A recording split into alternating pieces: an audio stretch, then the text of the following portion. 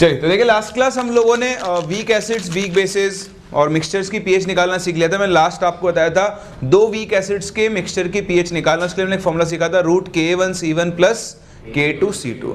एक और छोटा सा कंसेप्ट, कई बार आपको दो वीक एसिड की स्ट्रेंथ को कंपेयर करना होता है, तो ये छोटा सा पॉइंट और लिख लो, ये भी काम में आता है। Comparison of strength of two weak acids. तो आपके पास एक वीक एसिड है Ha और लेट्स से दूसरा वीक एसिड है Hb। ये भी डिसोसिएट होकर क्या बना रहा है H plus plus A minus, और ये भी डिसोसिएट होकर क्या बना रहा है H plus plus B minus. ठीक है, तो आप देखें अगर मुझे कंपेयर करना है दोनों में से कौन ज्यादा स्ट्रॉन्ग एसिड है, तो कुछ नहीं, दोनों से आने वाले H प्लस को कंपेयर कर लो। दैट मीन्स आप रेशियो निकाल लो H plus from Ha divided by H plus from Hb। अब यहाँ पर दो केस बन सकते हैं, या तो दोनों के लिए अल्फा नेग्लिजिबल हो, एक के लिए हो एक के लिए ना हो, या दोनों के लिए ना हो, तो कुछ नहीं कर सकते। हम तो वो केस देख रहे हैं दोनों के लिए नेग्लिजिबल है, नहीं है तो दोनों के लिए अलग अलग H प्लस निकाल लेना और उनको डिवाइड कर लेना। समझ पा रहे हो मेरी बात? कुछ याद करने का यहाँ है नहीं। लेकिन अगर मान लें कि इसका भी अल्फा 1 से बहुत छोटा है और इसका भी अल्फा 1 से बहुत छोटा है, तो देखो ये बनेगा C1 माइनस C1 अल्फा 1, ये बनेगा C1 अल्फा 1 C1 अल्फा 1, ये C2 माइनस C2 अल्फा 2, ये बनेगा C2 अल्फा 2, ये भी बनेगा C2 अल्फा 2। तो इसके लिए जब आप K1 लिखोगे तो बताओ किसके इक्वल हो जाएगा, C alpha 1 square upon 1 minus alpha 1। तो इस अल्फा को नेग्लेक्ट कर सकते हैं, तो बताओ यहाँ से अल्फा 1 की वैल्यू कितनी आ जाएगी, √K1 अपॉन C1 आएगा। बताओ H प्लस किसके इक्वल है, तो C1 अल्फा 1, और H प्लस इसका किसके इक्वल होगा, C2 अल्फा। तो आप देखो अल्फा 1 को लिखोगे √K1 अपॉन C1, तो ओवरऑल वैल्यू क्या बन जाएगी, √K1 C1 upon √Ka2 C2। बोलो समझ पा रहे हैं? अच्छा बताओ क्या हम इसको ऐसे लिख सकते हैं, overall root over K1 upon C1, बोलो लिख सकते हैं ऐसा? नहीं लिख सकते है, इस तो मैथ से बर्बाद हो जाएगी। √2 अपॉन √3 को √2/3 लिख सकते हैं क्या? 2/3 का रूट है ये, तो ऐसा हो गया √2 अपॉन √3 इज इक्वल टू √2/3। वाह, क्या भावना में बह जाता है आदमी जल्दबाजी में, इसलिए तो बस ये इतना ही रहेगा। आप दो वीक एसिड्स के स्ट्रेंथ को भी क्या कर सकते हो, आसानी से कंपेयर कर सकते हो। बोलो समझ में आ रहा है? चलिए यहाँ बात तो ये बेसिक पीएच कैलकुलेशन की। अब हम बढ़ रहे हैं आगे और सीखने जा रहे हैं, मूव करें चैप्टर के अगले पार्ट में, जिसको हम जानते हैं by the name of salt hydrolysis. क्या बोलते हैं? तो देखें सॉल्ट हाइड्रोलिसिस में आपको किन चीज़ों से डील करना है, क्या होता है, बेसिक सीखो पहले, फिर इसको यूज़ करना सीखेंगे।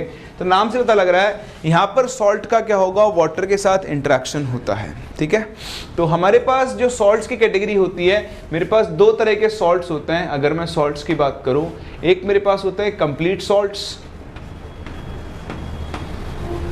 और एक होते हैं इनकम्प्लीट सॉल्ट्स। कंप्लीट सॉल्ट्स नाम से पता लग रहा है, these are formed by complete neutralisation. तो जब एसिड और बेस का कंप्लीट न्यूट्रलाइजेशन होता है, तो ऐसे सॉल्ट्स को हम कौन से सॉल्ट्स बोलते हैं, कंप्लीट सॉल्ट्स। जैसे NaCl, NaOH और HCl रिएक्शन से बनता है। जैसे CH3COONA, CH3COH और NH की रिएक्शन बनता है। जैसे Na2SO4, NaOH और H2SO4 रिएक्शन बनेगा। जैसे Na3PO4, NaOH और H3PO4 की रिएक्शन से बनेगा। इनकम्प्लीट सॉल्ट जैसे आपके पास हो गया NaHSO4, H2SO4 2H प्लस देता तो Na2SO4 बनाता, एक H देने के बाद क्या बनाएगा, NaHSO4। जैसे आपके पास हो गया NaHS, जैसे आपके पास हो गया NaHCO3, जैसे आपके पास हो गया NaH2PO4, जैसे आपके पास हो गया ZnOHCl। ZnOH अगर HCl से पूरा रिएक्ट करता तो वो ZnCl2 बनाता। तो ZnCl2 तो कैसा सॉल्ट होता है, कंप्लीट, लेकिन ZnOH होल Cl कैसा है, इनकम्प्लीट सॉल्ट। बोले समझ में आता है? इनकम्प्लीट सॉल्ट्स को भी आप दो कैटेगरीज में डिवाइड कर सकते हो। इनको हम बोलते हैं एसिडिक सॉल्ट्स। क्या बोलते हैं? Acidic salts. क्यों? क्योंकि अभी और H प्लस दे सकते हैं, which can provide more H plus. अब बताओ ये सॉल्ट कैसा होगा, क्योंकि ये OH माइनस प्रोवाइड करवा सकता है या फिर H प्लस ले सकता है। ठीक है, तो पहली बात तो ये होते हैं सॉल्ट्स। अब देखें एक छोटी चीज और आपको पता होनी चाहिए कि for conjugate acid base pair, for conjugate acid base pair K into KB क्या होता है, KW। सुना है? अगर आप नेगेटिव लॉग ले लो तो pKa प्लस pKb की वैल्यू किसकी इक्वल हो जाती है, pKw की। सही है? चलिए एक और चीज को समझे आप यहां पर कि कॉन्जुगेट एसिड बेस पहले हमने ये लिख लिया K इंटू KB KW होता है, तो pK प्लस pKb की वैल्यू क्या होगी, pKw के इक्वल होगी। एक और चीज मैं आपको समझा दूं, जैसे मान लो मेरे पास CH3COOH है, तो ये एक एसिड है, मुझे इसका कॉन्जुगेट बेस बनाना है, तो ये बनाएगा CH3CO minus plus H plus. तो ये एसिड, तो ये क्या हो गया इसका कॉन्जुगेट बेस। अब अगर मुझे कॉन्जुगेट बेस की एज अ बेस रिएक्शन लिखनी है, कैसे लिखनी है, एज अ बेस, तो वो हमेशा वाटर के साथ लिखी जाएगी। किसके साथ? ये एक बेसिक चीज है जो आप सभी को आनी चाहिए। कॉन्जुगेट बेस को एज अ बेस रिएक्ट करना है तो ये वाटर से इंटरेक्ट करेगा। बताओ वाटर से क्या लेगा ये H प्लस, तो क्या बनाएगा CH3COOH प्लस OH माइनस। तो ये K, तो ये कॉन्जुगेट बेस की रिएक्शन है ना, तो इसके लिए लिखेंगे KB। बताओ KB की वैल्यू किसकी इक्वल होगी, KW अपॉन K। बोलो बात समझ में आ रही है? ये आपको हेल्प करेगा भी हाइड्रोलिसिस के अंदर। तो कभी भी किसी के कॉन्जुगेट की रिएक्शन लिखनी है, किसके साथ लिखोगे, वाटर के साथ। चलिए सॉल्ट हाइड्रोलिसिस किसे बोलते हैं? Salt hydrolysis simple interaction of cation और एनायन और both of a salt with water. तो किसी कैटायन या एनायन का, किसी भी सॉल्ट के कैटायन का या एनायन का, दोनों का वाटर के साथ जो इंटरेक्शन होता है उसी को हम लोग क्या बोलते हैं, सॉल्ट हाइड्रोलिसिस बोलते हैं। ठीक है, चलिए बहुत बढ़िया। अब हम बढ़ते हैं आगे और देखते हैं हाइड्रोलिसिस ऑफ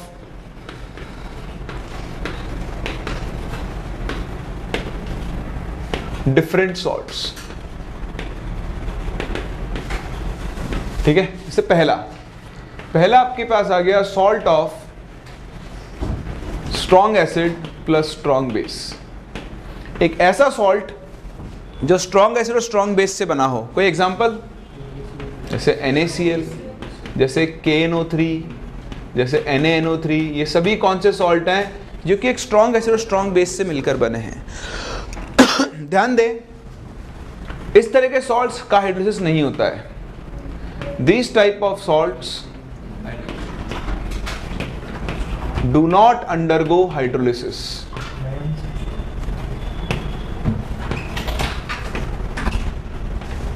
ठीक है, इनका सोल्यूशन जो होता है वो न्यूट्रल बना रहता है और इनकी pH हमेशा आती है 7। क्या आती है?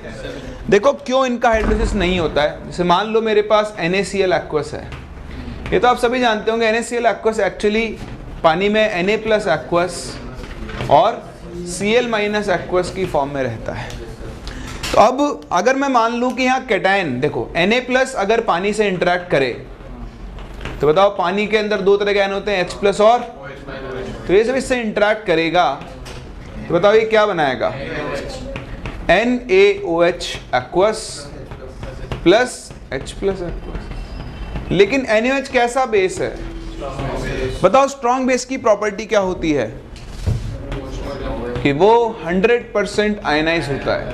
तो फिर से आयनाइज होकर क्या बनाएगा, Na plus plus OH minus plus H plus. ये रिएक्शन पूरी की पूरी बैकवर्ड शिफ्ट हो जाएगी। मतलब जहां से चले थे वहीं तो पहुंच गए आप। तो क्या इसका हाइड्रोलिसिस हुआ? आपने कर भी दिया तो भी क्या हो गया, जहां से शुरू किया तो आपस में ही पहुंच गए। तो इसका हाइड्रोलिसिस कंसीडर करने का कोई फायदा। सेम इस तरह जब आप Cl माइनस का हाइड्रोलिसिस कंसीडर करोगे तो बताओ ये क्या बनाएगा, HCl प्लस OH माइनस। ये फिर से कैसा एसिड है, स्ट्रॉन्ग, ये फिर से टूट कर H plus plus Cl minus, फिर से जहां चले वहीं पहुंच गए। तो यहां से आपको एक बात सीखने को मिली कि आप किसी भी सॉल्ट के स्ट्रॉन्ग पार्ट का, स्ट्रॉन्ग पार्ट क्या होता है, जो स्ट्रॉन्ग एसिड या स्ट्रॉन्ग बेस से आता हो। किसी भी सॉल्ट के स्ट्रॉन्ग पार्ट का हाइड्रोलिसिस हम कंसीडर, क्योंकि करने का कोई फायदा है ही नहीं, कर भी लोगे तब भी आप वापस से क्या पहुंच जाओगे, यहीं पर पहुंच जाओगे। बोलो कोई डाउट है? चलिए तो इसके बाद बढ़ते हैं दूसरे टाइप के ऊपर, इसे आप कॉपी कर लें एक बार। चलिए फिर देखिए सेकेंड टाइप ऑफ सॉल्ट।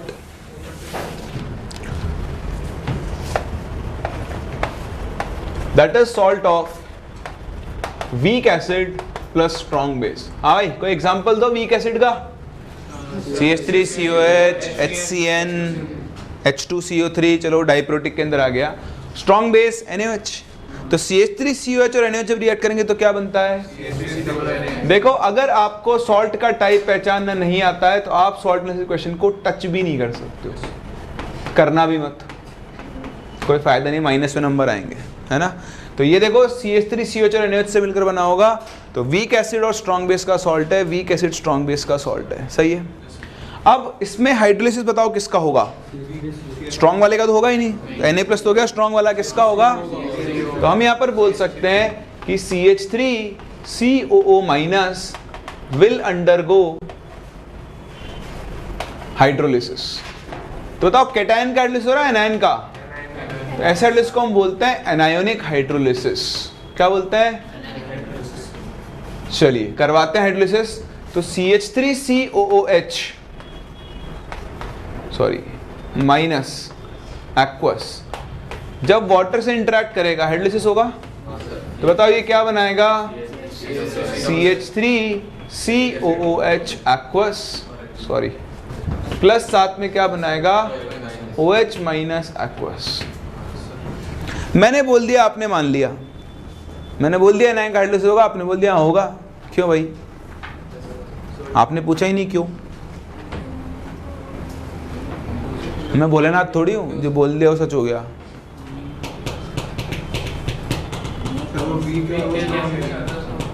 कौन वीक है कौन स्ट्रॉन्ग है?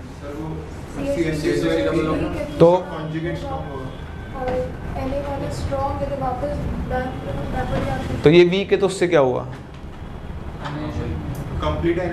हाँ सही है, ये आपको खुद को देखना आना चाहिए, ठीक है। छोटे लॉजिक से जिनके से हम बोलते हैं, ऐसे मैं स्टेटमेंट बोल के निकल जाऊँ रटना हो गया, हमें पता भी तो ऐसा क्यों कर रहे हैं हम। तो आप देखो ये वीक एसिड है, अभी 100% आयनाइज, लेकिन ये थोड़ा बहुत तो आयनाइज होगा, तो थोड़ा बहुत तो थोड़ी बहुत तो बैकवर्ड जाएगी, यानी अल्टीमेटली क्या आएगा? इक्विलिब्रियम। क्या आएगा? Equilibrium. I have already told them, don't you worry. तो बताओ यहाँ पे जो हाइड्रोलिसिस कांस्टेंट बनता है उसको हम बोलते हैं KH। क्या बोलते हैं? इधर आओ, ये क्या लिखा हुआ है? क्या समझाया था मैंने? मैं समझाया था कि ये एसिड है, इसका कॉन्जुगेट बेस है। कॉन्जुगेट बेस की ऐसे बेस रिएक्शन लिखनी है तो वाटर साथ लिखी थी ना। जरा इसकी शक्ल और इसकी शक्ल मिलाओ, सेम है ना। दैट मीन्स आप ये जो हाइड्रोलिसिस लिख रहे हो ये एक्चुअली आप कॉन्जुगेट बेस की एज अ बेस रिएक्शन लिख रहे हो। बताओ KH की वैल्यू किसकी इक्वल आ जाएगी? KW/KA। देख पा रहे हो? अब बनाना तो ट्रिक तो बताऊंगा मैं, आपको पता है, मानूंगा ही नहीं। अगर आप हाइड्रोलिसिस करवा रहे हो तो KH का फॉर्म बनता है KW/K। क्या बनता है? और K उसका आता है जो वीक होता है। बताओ यहाँ वीक कौन है? तो क्या बन गया? KW/K। बताओ यहाँ बेस वीक होता तो KW/KB। दोनों वीक होते तो KW/K/KB। आप मेरी बात समझ पा रहे हो? जो वीक है उसका K आ जाएगा। एक और चीज पे ध्यान दें, K है ना, K। बताओ ये K किसका है? CH3CO- का या CH3COH का है? तो हाइड्रोलिसिस में उसका K आता है जो एसिड यहाँ बन रहा हो या बेस यहाँ बन रहा हो। यहाँ पे काम में आएगा, छोटे छोटे पॉइंट लेकिन यहाँ पे क्वेश्चंस के अंदर काम में आएंगे पहचानने की चीजें। क्या आप मेरी बात समझ पा रहे हैं? तो KH डिफाइन करना बड़ा आसान है। हाइड्रोलिसिस करवाओ, जो एसिड बना उसका K काम में ले लो, तो KH का फॉर्मूला बन गया KW/K। यहाँ तक कोई डाउट? अब अगर हाइड्रोलिसिस हो रहा है तो C, मान लो डिग्री ऑफ हाइड्रोलिसिस H, तो C - CH, ये बनेगा CH, ये बनेगा CH।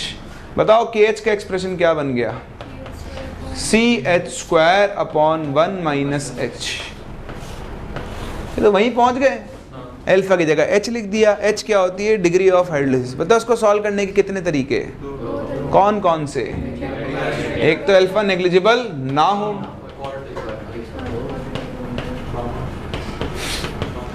बाबा, और अल्फा नेग्लिजिबल हो, सॉरी अल्फा नहीं, एच। तो अगर एच आपका 1 से बहुत छोटा है, बताओ 1 में से एच को 1 लिख सकते हैं, तो बताओ यहां से एच का फॉर्मूला क्या बनेगा? रूट के एच अपॉन सी, और के एच का खुद का फॉर्मूला क्या है? के डब्ल्यू अपॉन के इंटू सी, लिख सकते हैं। एक बार एच आ गया तो मुझे ओ एच माइनस कंस्ट्रेंट दिख रही है, देखो बताओ ओ एच माइनस कितना आ जाएगा? सी into H, root K W upon के इंटू सी, या फिर आप इसे रूट ओवर के डब्ल्यू इंटू सी अपॉन के लिख सकते। अब मुझे निकालनी है पी एच। यहाँ एक बहुत सुंदर सा फॉर्मूला बनेगा, सिंपल सा तो नहीं बोल सकते, फॉर्मूला बनेगा। बताओ एच प्लस किसके इक्वल होता है? H plus into O H minus होता है के डब्ल्यू, तो एच प्लस हो जाएगा के W upon O H minus. चलिए एक और बार वैल्यू रखें, so K W upon O H minus किसके इक्वल होगा? Root K W into C upon K, तो ये ऊपर आएगा, के डब्ल्यू से रूट यहाँ जाएगा, तो ये क्या बन जाएगा? Root K W into K upon सी। बोलो दिख रहा है? yes, अब आप इसका, ये तो आ गया एच प्लस, अगर आपको इस सॉल्यूशन की पीएच निकालनी है तो नेगेटिव लॉग लेना पड़ेगा, तो आओ लेते हैं। तो पीएच इज इक्वल्स टू बन जाएगा minus log K W into K upon C to the power half. इसको आगे ले लो, सो हाफ आ गया बाहर, अंदर बना माइनस लॉग के डब्ल्यू, सही है? Log A into B log A plus log B, plus of minus log K, ऐसे लिख लूँ ना, और minus minus plus log C, सही क्या? अब बताओ इसको क्या बोल सकता हूँ? पी के डब्ल्यू, इसको क्या बोल सकता हूँ? पी के। बताओ पीएच का फॉर्मूला क्या बन गया? हाफ पी के डब्ल्यू प्लस पी के ए प्लस लॉग सी, सही है? ऐसे याद नहीं रखना इसको, लेकिन अभी हम आ जाते हैं 25 डिग्री सेल्सियस पे। बताओ पी के डब्ल्यू कितना होता है? के डब्ल्यू होता है 10⁻⁻14, तो वैल्यू रखो यहाँ। तो बताओ P H is equals to क्या बन जाएगा? 7 प्लस हाफ पी के ए प्लस लॉग सी। तो ये बन गया पीएच का फॉर्मूला, किसके लिए? Salt of weak acid plus strong base के लिए। और ये फॉर्मूला सिर्फ और सिर्फ और सिर्फ तब वैलिड है, हाँ, if h is very very less than 1। अगर h 1 से छोटा नहीं है तो ये फॉर्मूला एप्लीकेबल नहीं है, वहाँ से नॉर्मल तरीके से सॉल्व करके क्वाड्रेटिक सॉल्व करनी पड़ेगी। तो हम मेंस में तो एक्सपेक्ट नहीं करते हैं कि ऐसा क्वेश्चन आए, पर अब आ जाए तो आ जाए, आपको दोनों तरीके से तैयार रहना है। बोलो समझ में आ रहा है? ये फॉर्मूले याद रखना बड़ा मुश्किल काम होता है, इसलिए हम फॉर्मूले याद नहीं रखेंगे। फॉर्मूला कैसे बनाना है हमें उसके ऊपर फोकस करना है। एक डिराइव करके दिखा दिया मैंने आपको, अब मैं बाकी डिराइव करके नहीं दिखाऊंगा, मैं तो बनाऊंगा एक टेबल, उस टेबल को यूज़ करना सीखेंगे हम लोग। एक और चीज़ पे आप ध्यान दें, यहाँ था वीक एसिड स्ट्रॉन्ग बेस। बताओ स्ट्रॉन्ग एसिड वीक बेस होता तो जैसे आपके पास हो गया NH4Cl, HCl और NH4OH। अब किसका हाइड्रोलिसिस होगा? कैटायन का। तो कैटायन का जब हाइड्रोलिसिस होगा तो वाटर से OH लेगा और क्या प्रोड्यूस करेगा? H। ये आप समझें, ये इनऑर्गेनिक की एक भाषा है, कई बार पूछ लेता है। जैसे मैं आपसे क्वेश्चन पूछूं, जेई में पूछा बहुत साल पहले, FeCl3 का सोल्यूशन एसिडिक होता है, क्यों?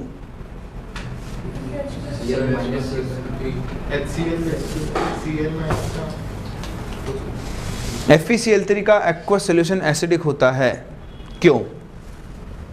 सर स्ट्रॉन्ग एसिड बनते हैं ना HCl, फिर FeCl3 बनता है HCl से, तो क्योंकि वहां पर कैटायनिक हाइड्रोलिसिस होता है। क्या होता है? अगर आप FeCl3 को देखो तो ये एक सॉल्ट है जिसमें Fe3+ और 3Cl- है, ये तो स्ट्रॉन्ग एसिड से आ रहा होगा इसका हाइड्रोलिसिस, लेकिन Fe3+ का हाइड्रोलिसिस होगा जब ये वाटर से रिएक्ट करेगा तो ये वाटर से OH- लेगा और साथ में क्या प्रोड्यूस करेगा? H+। और इसकी वजह से ये सोल्यूशन कैसा होता है, एसिडिक।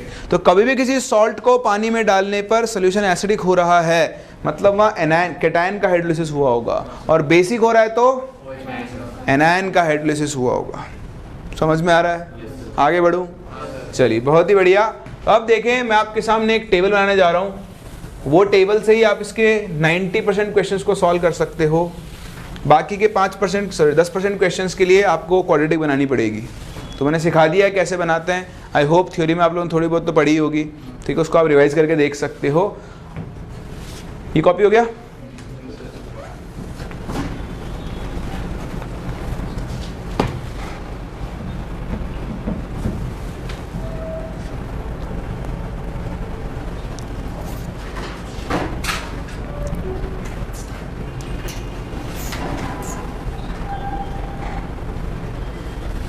उड़ा दो।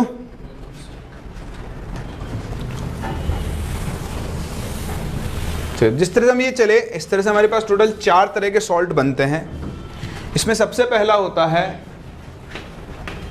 Salt of strong acid plus strong base.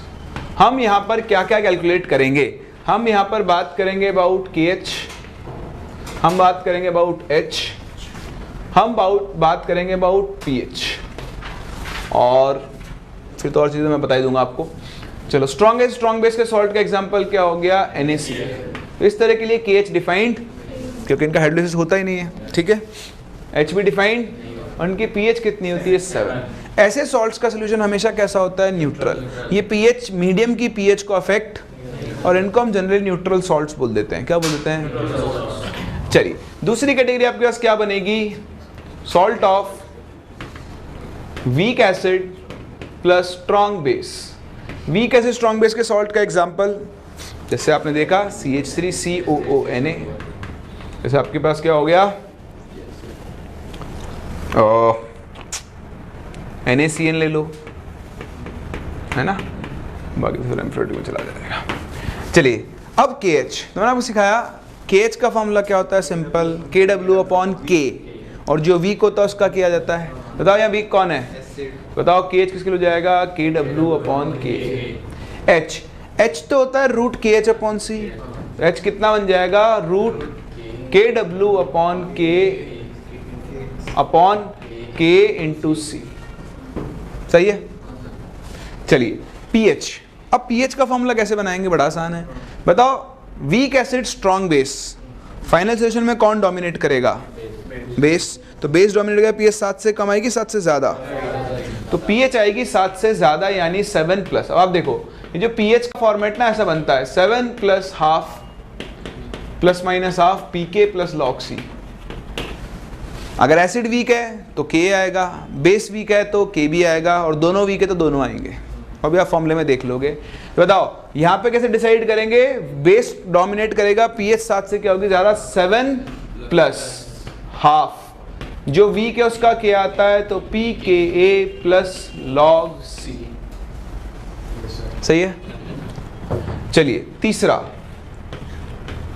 Salt of strong acid plus weak base. Example, जैसे NH4Cl हो गया, या फिर NH4NO3 हो गया, लाइक दिस, ठीक है। या अमोनिया से कोई भी डेरिवेटिव होते हैं, सब वीक बेस होते हैं। बताओ KH का फॉर्मूला? KW/Kb। बताओ H का फॉर्मूला? KW/Kb into C। कौन डोमिनेट करेगा? तो pH क्या आएगी? 7 से कम, सो 7 minus half pKb plus log C, बराबर। चलिए, फिर देखें चौथा। अगर मैं कलर अलग यूज कर रहा हूं, मतलब इन सबसे अलग है, तो यहां थोड़ा सा आपको फोकस करना पड़ेगा। Salt of weak acid plus weak base.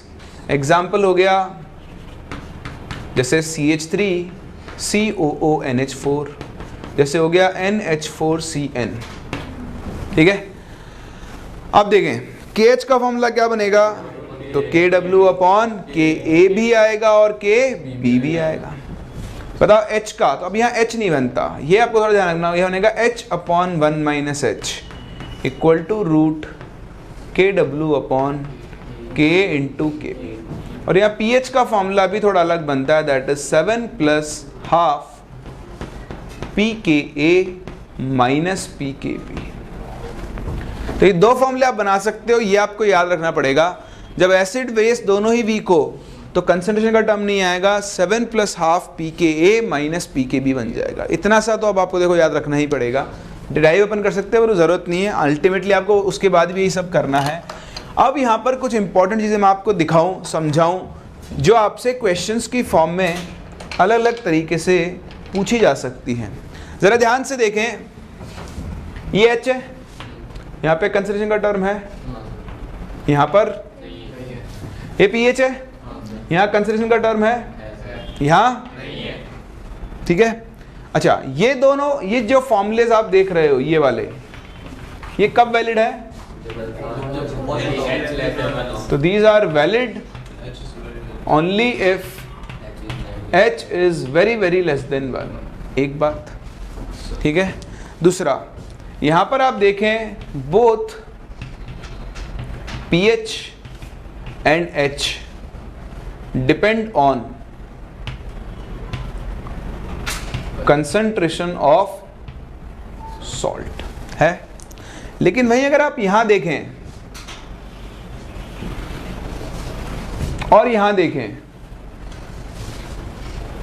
बताओ यहां सॉल्ट के कंसंट्रेशन से pH बदल सकती है क्या?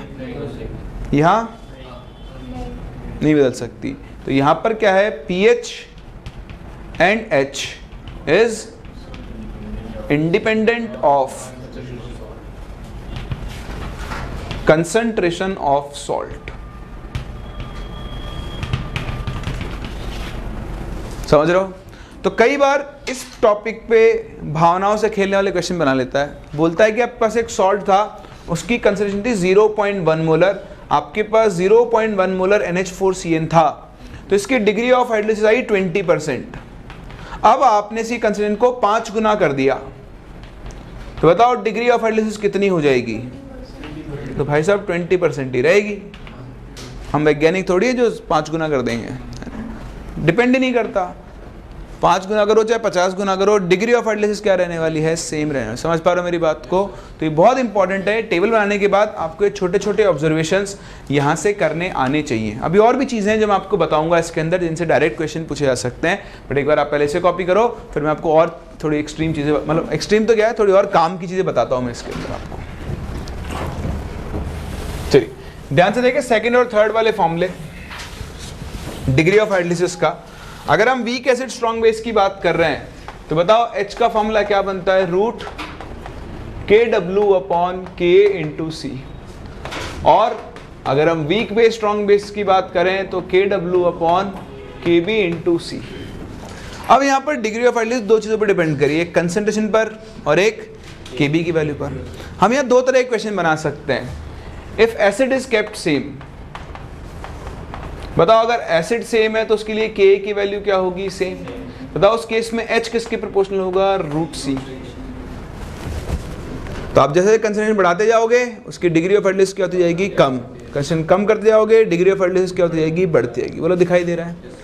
और उससे भी ज्यादा इंपॉर्टेंट है लेकिन ये, इफ एसिड्स आर डिफरेंट,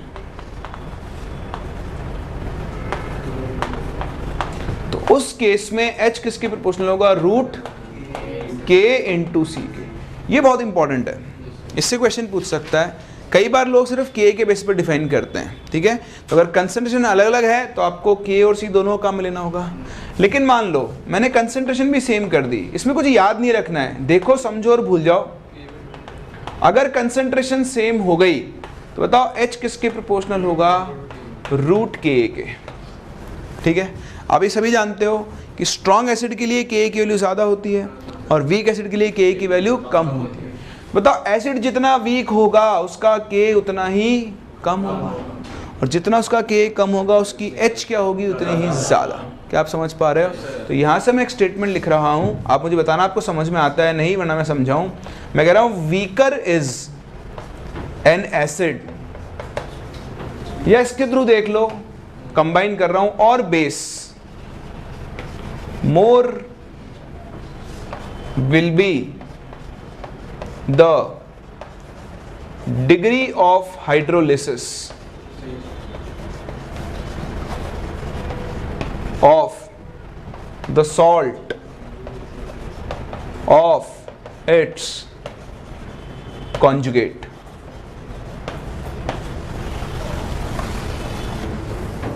एक एसिड जितना ज्यादा वीक होगा उसके कॉन्जुगेट बेस के सॉल्ट की डिग्री ऑफ हार्डनेस क्या होगी, उतनी ही ज्यादा। जैसे CH3COH, तो सॉल्ट में कौन जाता है, CH3CO माइनस, वो उसका कॉन्जुगेट ही तो है। जैसे NH4OH, तो सॉल्ट में कौन जाता है, NH4 प्लस, वो उसका कॉन्जुगेट ही तो है।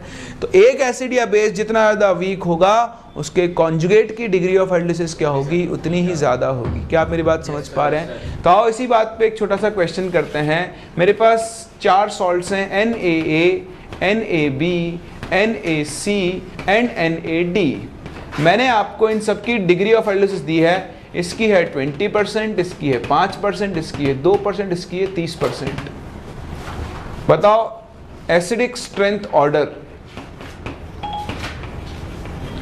नहीं नहीं नहीं नहीं नहीं नहीं नहीं, तुझे नहीं बुलाया मैंने। Acidic strength order of HA, HB, HC, HD क्या होगा?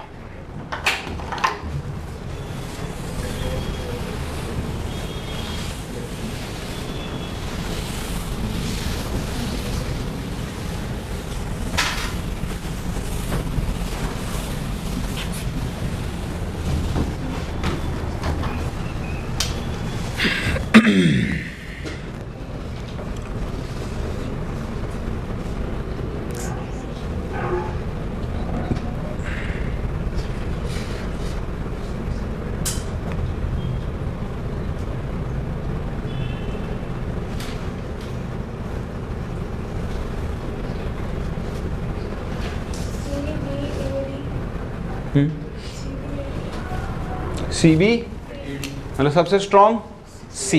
भाई सिंपल है, जिसकी डिग्री ऑफ हाइड्रोलिसिस सबसे कम वो सबसे ज़्यादा स्ट्रॉन्ग, और जिसकी डिग्री ऑफ हाइड्रोलिसिस सबसे ज़्यादा वो सबसे ज़्यादा वीक। सबसे ज़्यादा किसकी है? NAD। तो NAD का जो एसिड होगा HD, वो सबसे वीक होगा। फिर कौन होगा? HA, फिर कौन होगा? HB, और सबसे स्ट्रॉन्ग कौन होगा? HC, क्योंकि उसके सॉल्ट की डिग्री ऑफ हाइड्रोलिसिस क्या है? सबसे कम है।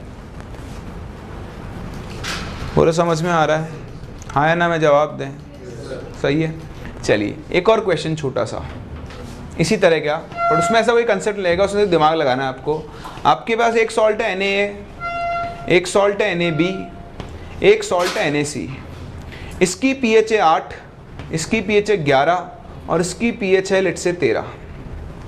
आपको एसिडिक स्ट्रेंथ ऑर्डर बताना है of HA, HB and HC।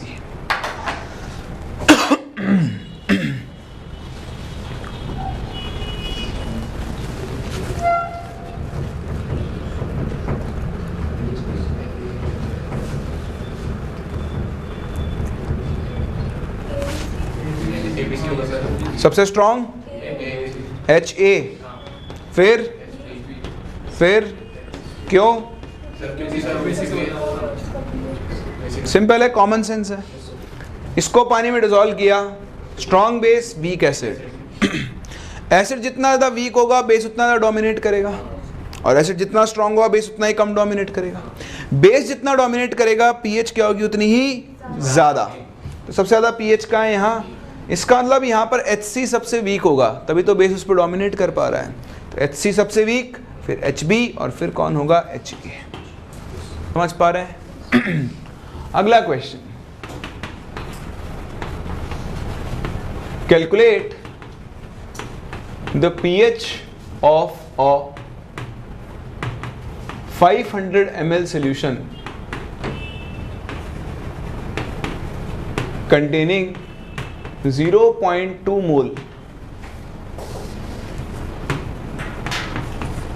of CH3COONA given Kb for CH3COO minus is 10 to the power minus 9.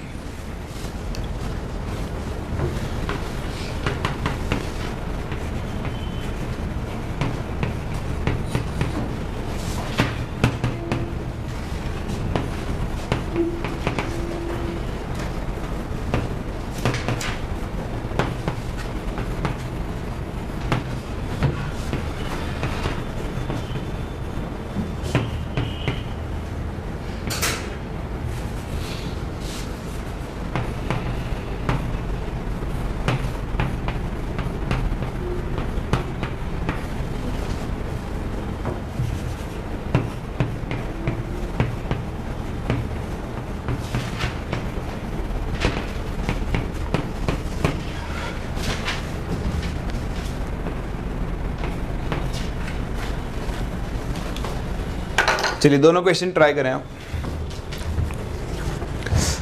हाँ भाई, फर्स्ट का आंसर देखो, ये तो क्या हो गया, salt of weak acid strong base हो गया।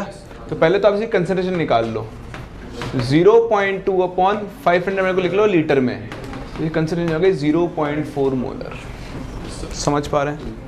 अब बस सॉल्ट का टाइप पता लग गया, वीक एसिड स्ट्रॉन्ग बेस का सॉल्ट है। अब ध्यान से देखो, यहाँ पर Kb फॉर CH3CO माइनस दिया हुआ है, आप ये यूज नहीं कर सकते, ये तो कॉन्जुगेट बेस का दिया हुआ, आपको तो चाहिए होता है एसिड, क्योंकि वीक एसिड स्ट्रॉन्ग बेस का सॉल्ट है ना, तो आपको K चाहिए होगा CH3COH का, तो वो आ जाएगा 10 to the power -5, है ना। K into KB equal to KW होता है। समझ पा रहा मेरी बात को? बस हो गया क्वेश्चन सॉल्व।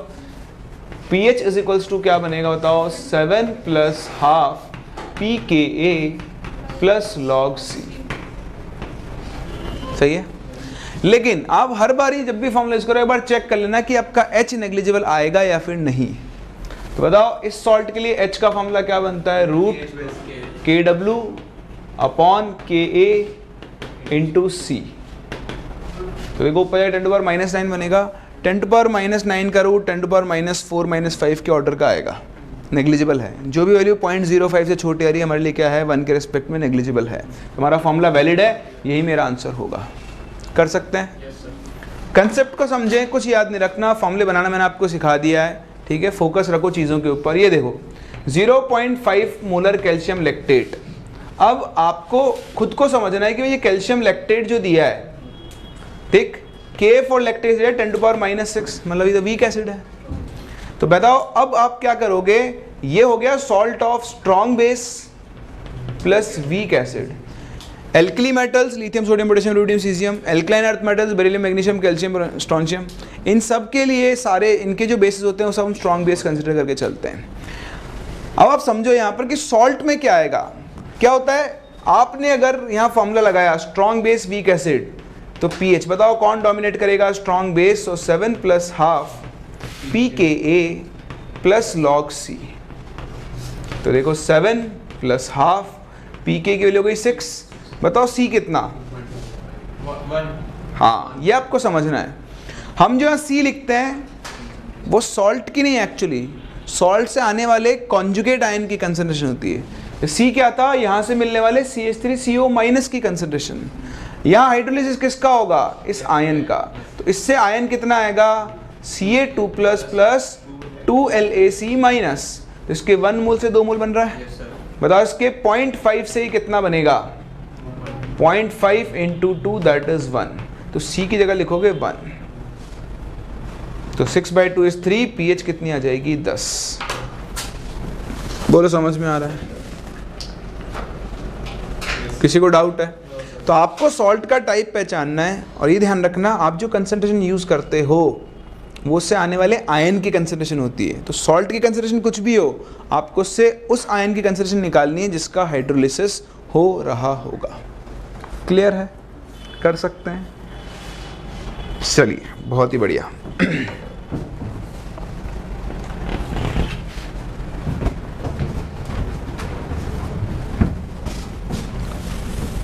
कई बार आपको ऐसे क्वेश्चन में देगा, ये AEEE JEE मेन के फेवरेट रहे हुए हैं, कि आपके पास एक एसिड है HA, उसका K होता है 10⁻⁻6, और आपके पास एक बेस है BOH, उसका Kb होता है 10⁻⁹। आपने इन दोनों के कॉम्बिनेशन से एक सॉल्ट बनाया Ba। क्या बनाया? बताओ इस Ba के सॉल्ट की सोल्यूशन की pH कितनी होगी?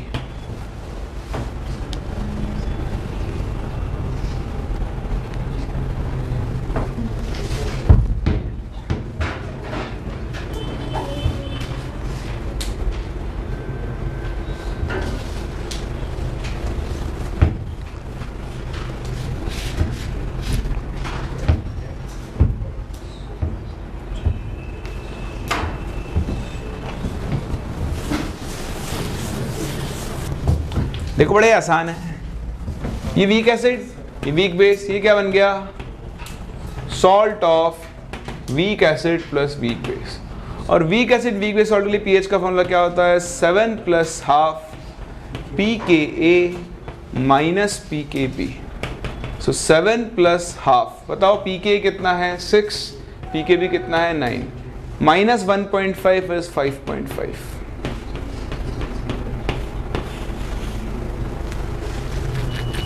कर सकते हैं। तो ये पहले कैटेगरी और छोटे टाइप ऑफ क्वेश्चंस हैं जो आपसे सॉल्ट हाइड्रोलिसिस के ऊपर पूछे जा सकते हैं। किसी को डाउट इसके अंदर? फिर एक स्पेसिफिक केस, ये फॉर्मूला आपको याद ही रखना है, ड्राइव नहीं करवाऊंगा, ज़रूरत भी नहीं, ड्राइव करने के बाद भी याद रखना होता है। इस साल के लिए बहुत इंपॉर्टेंट है क्योंकि हिसाब से बोलता हूँ इतिहास ऐसा हो चुका है, अब आप देखोगे 1-2 साल का उठा के जो नहीं पूछा गया वो पूछा जाता है, जिसको हम बोलते थे सिलेबस में नहीं है मेंस के, वो मेंस में पूछ लिया गया है।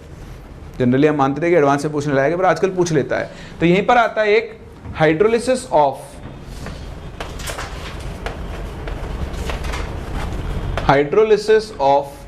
salt containing amphiprotic ion। ये एम्फीप्रोटिक आयन क्या होते हैं भाई? जो H+ दे भी सकते हैं और H+। तो अगर आपको किसी सॉल्ट में एम्फीप्रोटिक आयन दिख जाए, ऐसे तो दिखेगा ही नहीं, आपको देखना पड़ेगा। और देखना कैसे पड़ेगा? जब भी किसी सॉल्ट में हाइड्रोजन दिख जाए तो ये चेक करना कि वो एम्फीप्रोटिक है या फिर, जैसे मैंने आपके सामने सॉल्ट लिखा NaHCO3, मैंने आपके सामने लिखा NaHS, मैंने आपके सामने लिखा NaH2PO4, मैंने आपके सामने लिख दिया NaH2PO3, या मैंने आपके सामने लिख दिया NaH2PO2। बताओ इनमें से कौन कौन एम्फीप्रोटिक है? लास्ट, अच्छा लास्ट छोड़ के, मैंने देखा लास्ट छोड़ के सब, ये छोड़ दो, इसके अलावा सारे हैं। क्यों? क्योंकि H2PO2 माइनस, H2PO2 माइनस कहाँ से बना होगा? H3PO2 से, उसमें एक H जोड़ के देख लो। तो इसकी बेसिटी कितनी होती है? 1। ये पढ़ाया मैंने आप लोगों को अच्छे। तो ये एक H+ दे सकता है, एक H+ देने के बाद ये बनाएगा H2PO2 माइनस, अभी और H+ नहीं दे सकता है। समझ रहे हो इस बात को?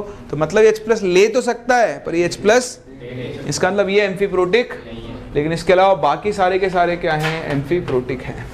ठीक है? तो ये जो एम्फीप्रोटिक आयंस होते हैं, इनके लिए pH का एक डायरेक्ट फॉर्मूला होता है, that is pKa1 plus pKa2 divided by 2। खत्म। बताओ क्या ये कंसंट्रेशन का टर्म है? तो इनकी pH भी कंसंट्रेशन पर डिपेंड। तो बताओ किस किस की pH कंसंट्रेशन पर डिपेंड नहीं करती? Strong acid strong base, week acid weak base, और एम्फीप्रोटिक आयंस। समझ पा रहे हो? तो फिर इसकी pH कैसे निकालेंगे? NaH2PO2 की नॉर्मल, ये एम्फीप्रोटिक तो नहीं है, तो ये एक स्ट्रॉन्ग बेस और वीक एसिड का सॉल्ट है, मोनोप्रोटिक ही तो है एसिड। बताओ इसके लिए pH का फॉर्मूला क्या बनेगा? सब बोलो। 7 प्लस हाफ pKa। समझ पा रहे हैं? तो सॉल्ट हाइड्रोलिसिस के क्वेश्चन से डील करने के लिए पहले आपको सॉल्ट पहचानना अच्छे से आना चाहिए। आई होप मैंने आपको समझा दी चीज़ें। ठीक है? अभी क्वेश्चंस अभी और करेंगे हम। एक्चुअली इसके क्वेश्चंस एक बहुत बड़ी प्रॉब्लम होती है, अभी एक और सोल्यूशन पढ़ेंगे हम, बफर सोल्यूशन। उसके बाद इनके कंबाइंड क्वेश्चन होते हैं। आयनिक में लोगों को दिक्कत है, समझ में आता कब हाइड्रोलिसिस करवाना है, कब बफर बनाना है ना, उस चक्कर में डफर बन के आ जाते हैं। तो हम क्या करेंगे, दोनों को देख लेते हैं, फिर मैं आपको सिखाऊंगा कब हाइड्रोलिसिस होता है और कब बफर सोल्यूशन कंसिडर करना होता है। तो अभी एक पार्ट अपन ने कवर कर लिया। ठीक है? अब हम मूव करें अपने अगले पार्ट के ऊपर, दैट इज बफर सोल्यूशंस। तो आओ देखते हैं बफर सोल्यूशंस क्या होते हैं और कैसे हम बफर सोल्यूशंस के साथ डील करते हैं।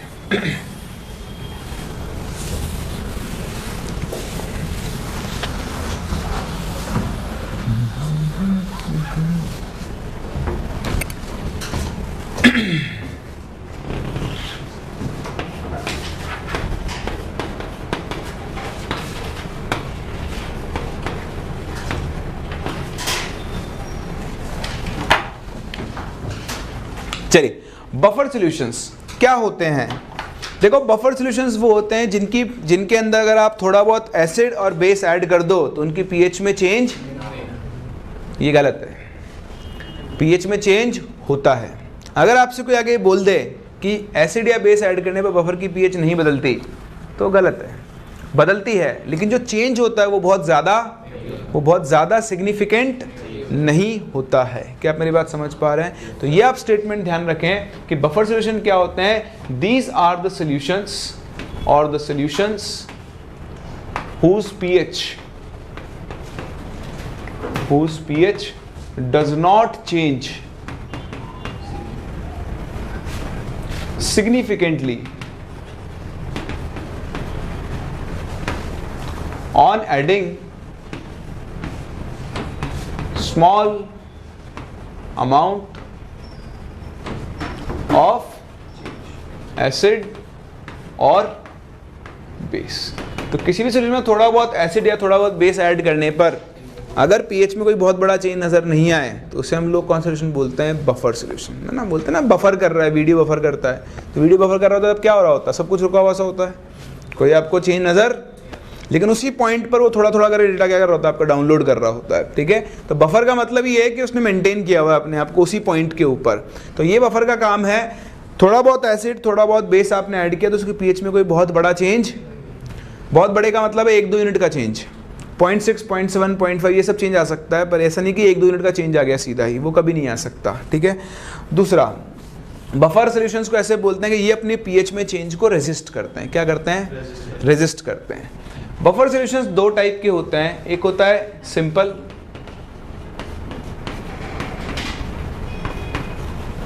और दूसरे क्या होते हैं? मिक्स्ड। सिंपल बफर क्या होते हैं? जो कि एक ही सब्सटेंस से बने होते हैं, made up of a single substance. For example generally क्या होते हैं? Salt of weak acid plus weak base. जैसे आपके पास हो गया CH3COONA। तो कोई भी वीक एसिड वीक बेस का सॉल्ट होगा वो उसका सॉल्यूशन एक बफर की तरह काम कर सकता है। ऐसे बफर को हम बोलते हैं सिंपल बफर। क्या बोलते हैं? दूसरे आते हैं मिक्स्ड बफर। नाम से बताया, मिक्स्ड बफर में क्या होते हैं? 2 कंपोनेंट होते हैं। मिक्स्ड बफर को हम फिर से 2 और टाइप में डिवाइड करते हैं। एक को हम बोलते हैं एसिडिक बफर और दूसरे को हम लोग क्या बोलते हैं? Basic buffer. तो किसी भी बफर का जो मेन कंपोनेंट होता है, मान लो एसिडिक बफर है, तो एसिडिक बफर का मेन कंपोनेंट क्या होता है? यहां पर एक वीक एसिड होना चाहिए और उसके साथ salt of its conjugate base होना चाहिए। जैसे मान लो CH3COOH है, तो CH3COOH के साथ इसके कॉन्जुगेट का सॉल्ट यानी CH3COONA हो। ऐसे बफर को हम क्या बोलते हैं? Acidic buffer. Basic buffer, basic buffer क्या होता है? इसके अंदर एक वीक बेस हो और क्या हो? Salt of its conjugate acid हो। जैसे NH4OH और उसके साथ क्या हो? NH4Cl। समझ पा रहे हैं? एसिडिक बफर क्यों बोलते हैं इसको? क्योंकि इसकी pH 7 से हमेशा, ये गलत है। एसिडिक बफर की pH 7 से कम आए जरूरी, 7 से ज़्यादा भी आ सकती, कोई रिस्ट्रिक्शन नहीं है। एसिडिक बफर इसलिए बोलते हैं कि उसका एक कंपोनेंट क्या है? एसिड और दूसरा उसका salt. Actually acidic basic buffer जैसी कोई चीज़ होती नहीं है, ये तो मिक्स बफर्स होते हैं। ये तो हमने पढ़ने के लिए नाम बना लिया कि जिसका एक कंपोनेंट एसिड और उसका सॉल्ट तो एसिडिक बफर, जिसका एक कंपोनेंट बेस और उसका सॉल्ट तो बेसिक बफर। कोई रिस्ट्रिक्शन नहीं है। एसिडिक बफर की pH 7 से ज़्यादा आ सकती है। ब्लड जानते हो? जानना क्या है? ब्लड तो है ही। ब्लड एक बफर होता है, ये जानते हो? कैसा बफर होता है? मिक्स्ड। हाँ नहीं, अभी इसी के साथ बेसिक होता है। कैसे पता?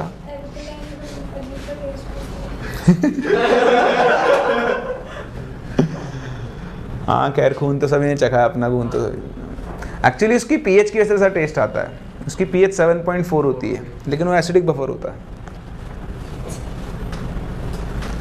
बफर जो है ना, ब्लड, आयरन का कॉम्प्लेक्स होते हैं ना, लाहौल बिला कुव्वत।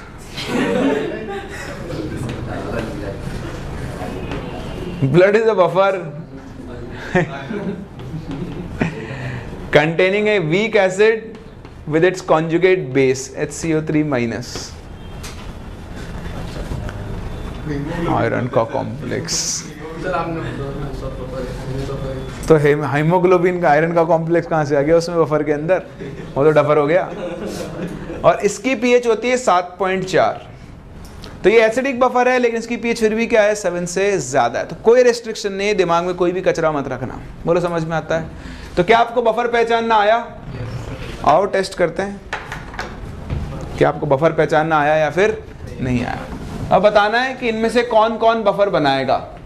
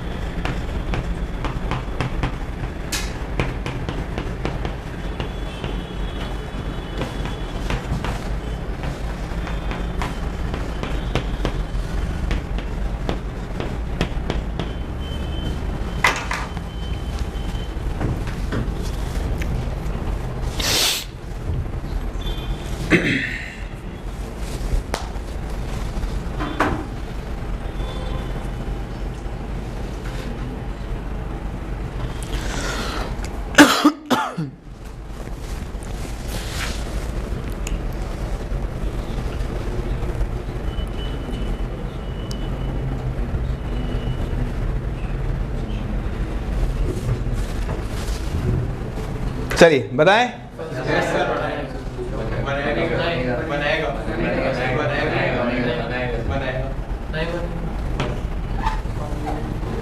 क्यों? हाँ, क्या होना चाहिए? इसका कॉन्जुगेट। इसके साथ कौन होना चाहिए था? NaHCO3। एक सेकेंड दे, होम मिनिस्टर का फोन आ रहा है अर्जेंट। हाँ भाई, समझ में आ गया? नहीं बनाएगा? पोका? बिल्कुल पोका बनाएगा। देखें, सिर्फ आप बफर के मतलब ये बेसिक कंपोनेंट ना देखें, अगर दो चीज़ें रिएक्ट करके बफर के कंपोनेंट्स बना सकती हैं तो वो भी बफर बना सकते हैं। आओ देखते हैं। वीक एसिड स्ट्रॉन्ग बेस, बताओ इसका नेचर कैसा होगा? बेसिक। ये एसिड बेस आपस में रिएक्ट करेंगे, तो रिएक्शन कराओ, क्या बनेगा? NaCl और दूसरा CH3COOH। तो देखो, अगर ये कम पड़ जाए तो ये बचेगा और ये बनेगा। बफर बना सकते हैं। हमसे तो पूछा बना सकते नहीं, तो बना तो सकता है। कंडीशन ये है कि ये कम होना चाहिए और ये क्या होना चाहिए? ज़्यादा, मतलब HCl-Lr होगा, तो ये भी बफर बनाएगा। नहीं? पोका? क्यों? हाँ, वेरी गुड। स्ट्रॉन्ग एसिड है, वीक एसिड्स बनाते हैं बफर, स्ट्रॉन्ग एसिड नहीं बनाते हैं। ये सेम केस आ गया। Weak base, strong acid, base दोनों रिएक्ट करके क्या बनाएंगे? NH4OH plus HCl। बोलो समझ में आ रहा है? तो पहले टाइप ऑफ क्वेश्चन से आपको खेलना आना चाहिए। आपको कंपोनेंट दे देगा, अगर वो रिएक्ट करके भी बफर के कंपोनेंट बना रहे हैं तो उनको भी आप बफर के अंदर कंसीडर करोगे। सही है? और दूसरा ध्यान रखना, एसिड के साथ उसके कॉन्जुगेट का सॉल्ट होना चाहिए। H2S के साथ Na2S मिला दूं तो बफर नहीं बनेगा। H2 के साथ क्या मिलाना पड़ेगा? NaHS मिलाना पड़ेगा। कोई डाउट? यहाँ तक कहानी समझ में आ रही है? क्या यहाँ? हाँ सॉरी, आगे बढ़ो। चलो अब सीखते हैं बफर काम कैसे करते हैं। तो पहले थ्योरेटिकली सीखेंगे, फिर उसको अपन प्रूव भी करके देख सकते हैं, है ना। बफर फॉर्मूला निकालेंगे और बफर की वर्किंग सीखेंगे। तो पहले तो बफर का काम सीख लो, बफर कैसे काम करता है। देखो, बफर एक्चुअली कुछ नहीं है, बफर एक एप्लीकेशन है ऑफ कॉमन आयन इफेक्ट। पढ़ा है क्या? याद है? जैसे मेरे पास मान लो एसिडिक बफर है, उसमें CH3COH है प्लस CH3COONA है। इसकी कंसंट्रेशन मान लो है कुछ C मोलर या C1 मोलर, इसकी कंसंट्रेशन कुछ C2 मोलर। तो यहाँ पर एक वीक एसिड है और उसका सॉल्ट, मैंने आपको बताया जितने भी वाटर सॉल्युबल सॉल्ट रहते हैं 100% डिसोसिएट होते हैं, स्ट्रॉन्ग इलेक्ट्रोलाइट होते हैं। सोडियम के सारे सॉल्ट क्या हैं? वाटर सॉल्युबल, और वो सभी के सभी क्या होते हैं? Strong electrolytes. समझ पा रहे हो मेरी बात को? तो अब यहाँ पर क्या है, एक कंपोनेंट तो ऐसा है जो कि वीक है, CH3COOH। ये भाई साहब क्या करेंगे? आयनाइज होंगे और क्या बनाएंगे? CH3COO minus aqueous plus H plus aqueous. तो इस C1 में से गया C1 अल्फा, ये बनेगा C1 अल्फा और ये बनेगा C1 अल्फा। अभी आपके पास साथ में और कौन प्रेजेंट है? CH3COONA। तो पहले तो मैं आपको बफर की ना थ्योरेटिकल वर्किंग सिखाता हूँ, फिर इससे बात करेंगे। अगर आपने इस सोल्यूशन, देखो इक्विलिब्रियम मेंटेन्ड है, आपने इस सोल्यूशन में थोड़ा सा H प्लस ऐड किया, थोड़ा सा, बहुत ज़्यादा नहीं है ना, 1 ml 2 ml 5 ml ऐसे थोड़े बहुत मिलीमोल्स ऐड किए। तो जैसे H प्लस बढ़ाओगे इस सोल्यूशन में H प्लस बढ़ेंगे, पता H प्लस बढ़ेंगे तो इक्विलिब्रियम किधर शिफ्ट होगा? तो आपने जो H प्लस डाले वो तो कम हो गए वापस, उसको एडजस्ट कर लेना, इसने बैलेंस कर लिया। तो आपने जो H प्लस ऐड किए उसकी वजह से pH बदलती, लेकिन उस H प्लस को किसने कंज्यूम कर लिया? इस इक्विलिब्रियम ने। तो pH में आपको बहुत बड़ा चेंज नज़र, थोड़ा बहुत तो आएगा लेकिन बहुत बड़ा चेंज नज़र। आपने OH माइनस ऐड किया, OH माइनस जब आप ऐड करोगे तो इस H प्लस को खा जाएगा, यानी H प्लस कम हो जाएंगे। कम होते ही according to Le Chatelier principle equilibrium किधर शिफ्ट होगा? फॉरवर्ड होगा, H प्लस वापस से बन जाएगा। तो आपने जो डाला उसने कंज्यूम किया पर उसको वापस से मेकअप कर दिया गया, फिर से pH में कोई बहुत बड़ा चेंज। तो जब तक ये इक्विलिब्रियम मेंटेन रहेगा, जब तक ये इक्विलिब्रियम मेंटेन रहेगा, बफर अपना काम करता रहेगा। अगर ये इक्विलिब्रियम बाय चांस पूरा पूरा बैकवर्ड चला गया या पूरा पूरा फॉरवर्ड चला गया तो बफर डिस्ट्रॉय हो जाएगा। फिर बफर अपना काम, और बफर का काम क्या होता है? अपनी pH को मेंटेन रखना, pH में चेंज को रोकना। क्या आप लोग ये बात समझ पा रहे हैं? ये तो बात थ्योरेटिकल। और जब सारा काम यही करे तो इसका काम क्या है? इसका काम है ये आयन प्रोवाइड करवाना। जब इक्विलिब्रियम बैकवर्ड फॉरवर्ड शिफ्ट होगा साथ में ये भी तो बदलेगा, तो ये ना बदले उसको कौन इंश्योर करता है? Salt, CH3COONA। बोलो कहानी समझ में आ रही है? ठीक है, बहुत बढ़िया। अब लगाते हैं थोड़ा सा कॉमन आयन। कॉमन आयन क्या है भाई? इसकी कंसिस्टेंसी C2 मोलर है, ये वाटर सॉल्युबल है, 100% आयनाइज होगा और क्या बनाएगा? CH3COO minus aqueous plus Na plus aqueous. इसके C2 मोलर से ये भी C2 मोलर और ये भी C2 मोलर। बताओ टोटल CH3CO माइनस कितना हो गया? C1 alpha plus C2। सही है? अब यहाँ आते ही आपके दिमाग की ग्रंथियाँ काम करने लगनी चाहिए कि हमारे पास दो केस बनेंगे, या तो अल्फा नेग्लिजिबल हो या फिर अल्फा नेग्लिजिबल ना हो। तो देखें, अगर अल्फा नेग्लिजिबल होगा, ले ले, चलो होगा। If alpha is very very less than 1, तो एक तो हम 1 माइनस अल्फा को क्या लिख सकते हैं? 1। दूसरा, जो आपका कॉमन आयन था, कौन था कॉमन आयन? CH3COO minus. तो ये जो कॉमन आयन है आपका CH3COO माइनस,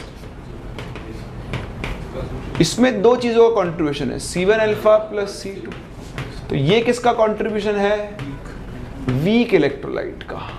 और ये किसका है? स्ट्रॉन्ग इलेक्ट्रोलाइट का। तो हम क्या बोलेंगे कि भाई अल्फा बहुत कम है तो वीक इलेक्ट्रोलाइट का कंट्रीब्यूशन भी क्या होगा? बहुत कम। तो हम ये बोलेंगे कॉमन आयन में वीक तो कुछ कंट्रीब्यूट कर ही नहीं रहा होगा, सिर्फ कौन कर रहा होगा? स्ट्रॉन्ग। बताओ क्या मैं इस वैल्यू को C2 लिख सकता हूँ? बोलो समझ में आ रहा है? तो अब इसके बाद मेरा ये जो इक्वेशन है ये कुछ ऐसा बन जाएगा, ध्यान से देखना, ये बहुत इंपॉर्टेंट है। अब हम जब बफर सोल्यूशन यूज करेंगे तो हम दो अलग अलग रिएक्शंस नहीं लिखा करेंगे, हम एक ही रिएक्शन से काम चला लेंगे। ऑल्दो होती तो दो ही रिएक्शन है जो हमने लिख रखी है, पर अब हमने बोल दिया कि ये C1 का C1 ही रह जाएगा। क्यों? क्योंकि C1 इंटू 1 माइनस अल्फा की वैल्यू अप्रोक्सीमेटली C1 ही तो हो जाएगी।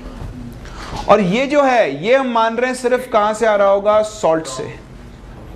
वीक से जो आ रहा है उसको हमने क्या कर दिया है? नेग्लेक्ट। तो अगर हमारा नेग्लेक्शन वैलिड है तो इक्वेशन को ऐसे लिखा जा सकता है। अब इसके लिए आप Ka का एक्सप्रेशन लिखो, बताओ क्या बनेगा? ये बनेगा C2 into concentration of H plus upon C1। बताओ क्या आप यहाँ से H प्लस के लिए निकाल सकते हो? That will be equal to K into C1 upon C2। और ज़रा शुरुआत में चले जाएं तो C1 किसकी कंसंट्रेशन थी? एसिड की। और C2 किसकी थी? सॉल्ट की। इसका नेगेटिव लॉग लो, पीच आ जाएगी। तो ये प्रोसेस मैंने आपको सिखा दिया है, समझा दिया है। अल्टीमेटली एक बड़ा ही सुंदर सा फॉर्मूला आता है जो शायद आप लोगों को याद भी हो। एक एसिडिक बफर के लिए पीएच का फॉर्मूला क्या बनता है? pKa plus log salt upon acid.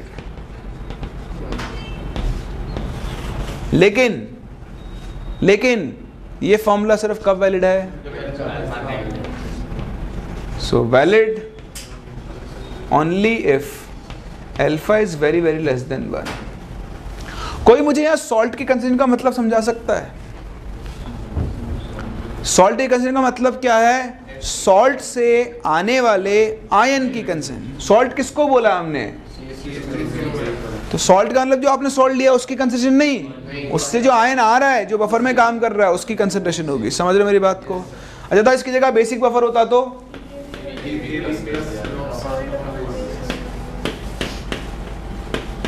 उस केस में पीएच की जगह क्या हो जाता? POH। pKa की जगह क्या हो जाएगा? pKb plus log salt upon base. समझ में आ रहा है? Yes sir. अच्छा, ये तो तब है ना जब अल्फा नेग्लिजिबल हो। अब अल्फा नेग्लिजिबल नहीं हो तो फिर तो भाई मैथ्स लगानी पड़ेगी। So if alpha is not negligible तो हम कछु नहीं कर सकते हैं। K इक्वल टू क्या बनेगा? C1 alpha into C2 plus C1 alpha upon C1 into 1 minus alpha. C1 से C1 cancel. Then you have to solve this quadratic. उसके बाद आप निकालोगे अल्फा। अल्फा के बाद आप निकालोगे H प्लस C1 अल्फा और फिर क्या लोगे? उसका नेगेटिव लॉग। फिर जाके आपका क्वेश्चन सॉल्व होगा। समझ पा रहे हैं? तो हर बार ये नहीं पूछेगा आपसे, ऐसा प्रोबेबल है, ऐसा हम प्रेडिक्ट कर सकते हैं, पर पूछ लिया तो आप क्या करोगे? आपको हर बार जब भी ये फॉर्मूला लगाओ, मेरी इन बातों का ध्यान रखना, आप आईनी में कभी क्वेश्चन गलत करके नहीं आओगे। आपने जब भी आईनी का क्वेश्चन देखा और सॉल्व किया तो मुझे याद करके सोचना कि अल्फा नेग्लिजिबल है या नहीं। ये चेक तो मैंने किया ही नहीं। आपकी गलती करने के चांसेस जीरो हो जाएंगे, क्योंकि यहाँ पे मेनली लोग गलती करते हैं कि वो फॉर्मूले याद रख जाते हैं, कंडीशन याद नहीं रखते ना, उसको कभी चेक करते हैं। आप शीट करोगे, शीट में मैक्सिमम क्वेश्चन आप कैसे जाएंगे? बिना कंडीशन चेक करे होते जाएंगे। लेकिन आप उसको आदत बना लोगे तो आप गलती बिल्कुल नहीं करो, आपके चांसेस नील हो जाएंगे। तो हर बार फॉर्मूले लगाओ तो ये चेक करो कि आपका अल्फा नेग्लिजिबल है या फिर नहीं है। बोलो कोई डाउट? समझ में आता है यहाँ तक? चलिए अब आप इसे कॉपी करें, फिर हम इसके ऊपर क्वेश्चन सॉल्व करना शुरू करते हैं। चलिए स्टार्ट करते हैं क्वेश्चन के साथ। पहला बिल्कुल सिंपल सा क्वेश्चन, इसमें तो कुछ है ही नहीं। कैलकुलेट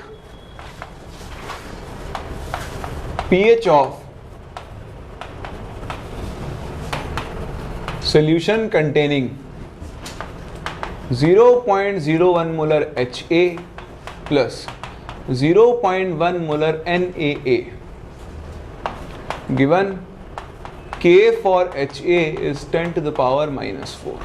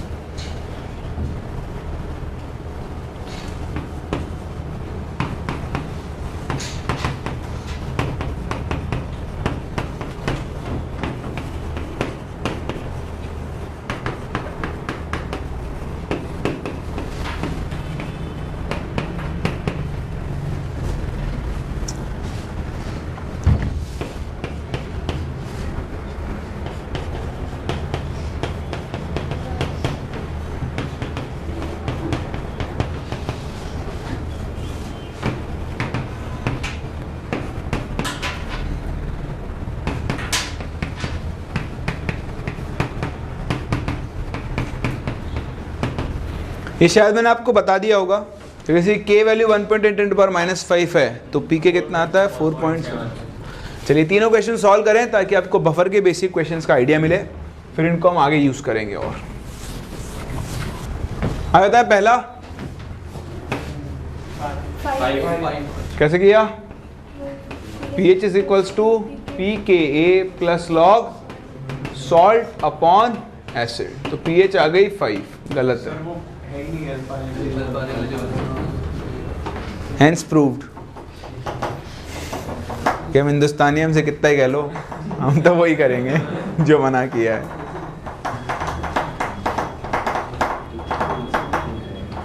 ठीक है ना? यहां पर अल्फा नेग्लिजिबल नहीं आ रहा है ना? एक्चुअली थोड़ा सा कॉम्प्लिकेट हो जाएगा, क्वाड्रेटिक सॉल्व करनी पड़ेगी आपको। तो ऐसे नहीं करेंगे। इसमें क्या होगा, HA है, टूटकर बनाएगा H प्लस प्लस A-। तो देखो आप अल्फा चेक करो इसका, तू क्यों जाग जाता है यार, इक्वल टू √K/C। तो ये आ जाएगा 0.1, 10% को हम नेग्लिजिबल। अब देखो इसके 0.01 में से ये गया 0.01 अल्फा, ये बनेगा 0.01 अल्फा, ये बनेगा 0.01 अल्फा प्लस 0.1। अभी आपको पूरी क्वाड्रेटिक बना के सॉल्व करनी पड़ेगी, तो नहीं करनी है पर मैं आपको समझा रहा हूँ कि आप क्रॉस चेक जरूर करें। ये वाला 2 आ रहा है भाई। देखो यहाँ पर 1 लीटर है सोल्यूशन का वॉल्यूम, तो जो मोल्स वही मोलैरिटी हो जाएगी। बेसिक बफर बन रहा है, ठीक है। तो कुछ नहीं दिया तो हम तो अल्फा नेगेटिव मान के करना पड़ेगा अपने को। तो pH दी हुई है 8.26, तो बताओ POH कितनी हो जाएगी 5.74 is equals to pKb plus log salt upon base. तो सॉल्ट के मान लो x मोल ऐड किए हैं तो x अपॉन बेस कितना है 0.2। देखो इधर गया 1 बचेगा 10, तो x की वैल्यू कितनी आ गई 2। तो आपको 2 मोल NH4Cl ऐड करना पड़ेगा।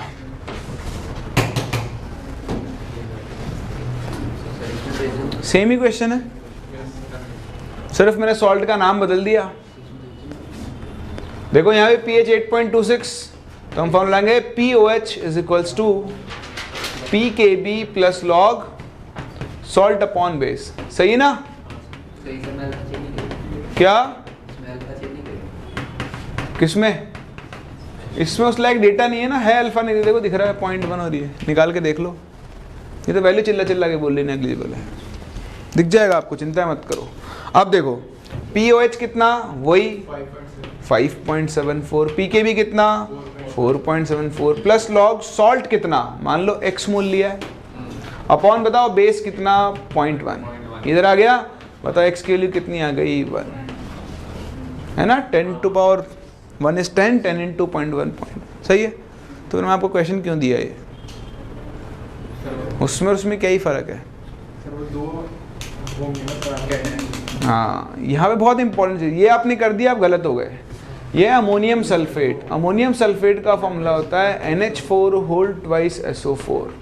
और जब पढ़ाया था मैंने आपसे बोला था कि हम सॉल्ट किसको लेते हैं, आने वाले आयन को।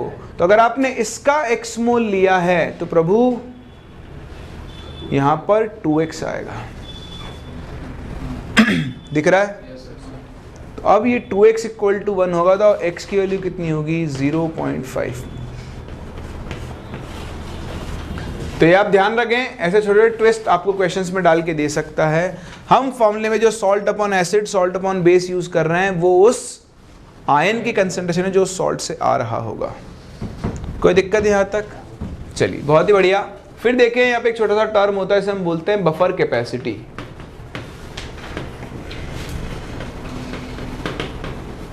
फाइव से हम इसे डिनोट कर रहे हैं। बफर कैपेसिटी क्या होती है? एक बफर का काम क्या है? पीएच में चेंज को रोकना। तो जो पीएच में चेंज को अच्छे से रोक लेगा उसकी बफर कैपेसिटी क्या होगी? ज़्यादा। जो नहीं रोक पाए उसकी क्या होगी? कम। तो अपने पीएच में चेंज को रोकने की जो एबिलिटी है उसी को हम लोग क्या बोलते हैं? Buffer capacity. बफर कैपेसिटी की एक फॉर्मूला लिखा जाता है, that is number of moles of H plus और OH माइनस एडेड पर litre divided by change in pH. तो देखो चेंज इन पीएच और बफर कैपेसिटी उल्टे रिलेटेड है। अगर चेंज इन पीएच ज़्यादा है तो बफर कैपेसिटी क्या होगी, कम। चेंज इन पीएच कम है तो बफर कैपेसिटी क्या होगी, ज़्यादा। तो कई बार आपको ऐसे क्वेश्चन मिल जाता है, जैसे मैं आपको एक छोटा सा क्वेश्चन दे रहा हूँ ऐसे ही कि मेरे पास एक एसिडिक बफर है CH3COH प्लस CH3COONA, इसका भी 0.1 मोलर है, इसका भी 0.1 मोलर है, इसका K आपको 10⁻⁻5 दे दिया है, ठीक है, और 1 लीटर का सोल्यूशन है। अब मैंने इसमें लेट्स से 0. या ऐसा कर लो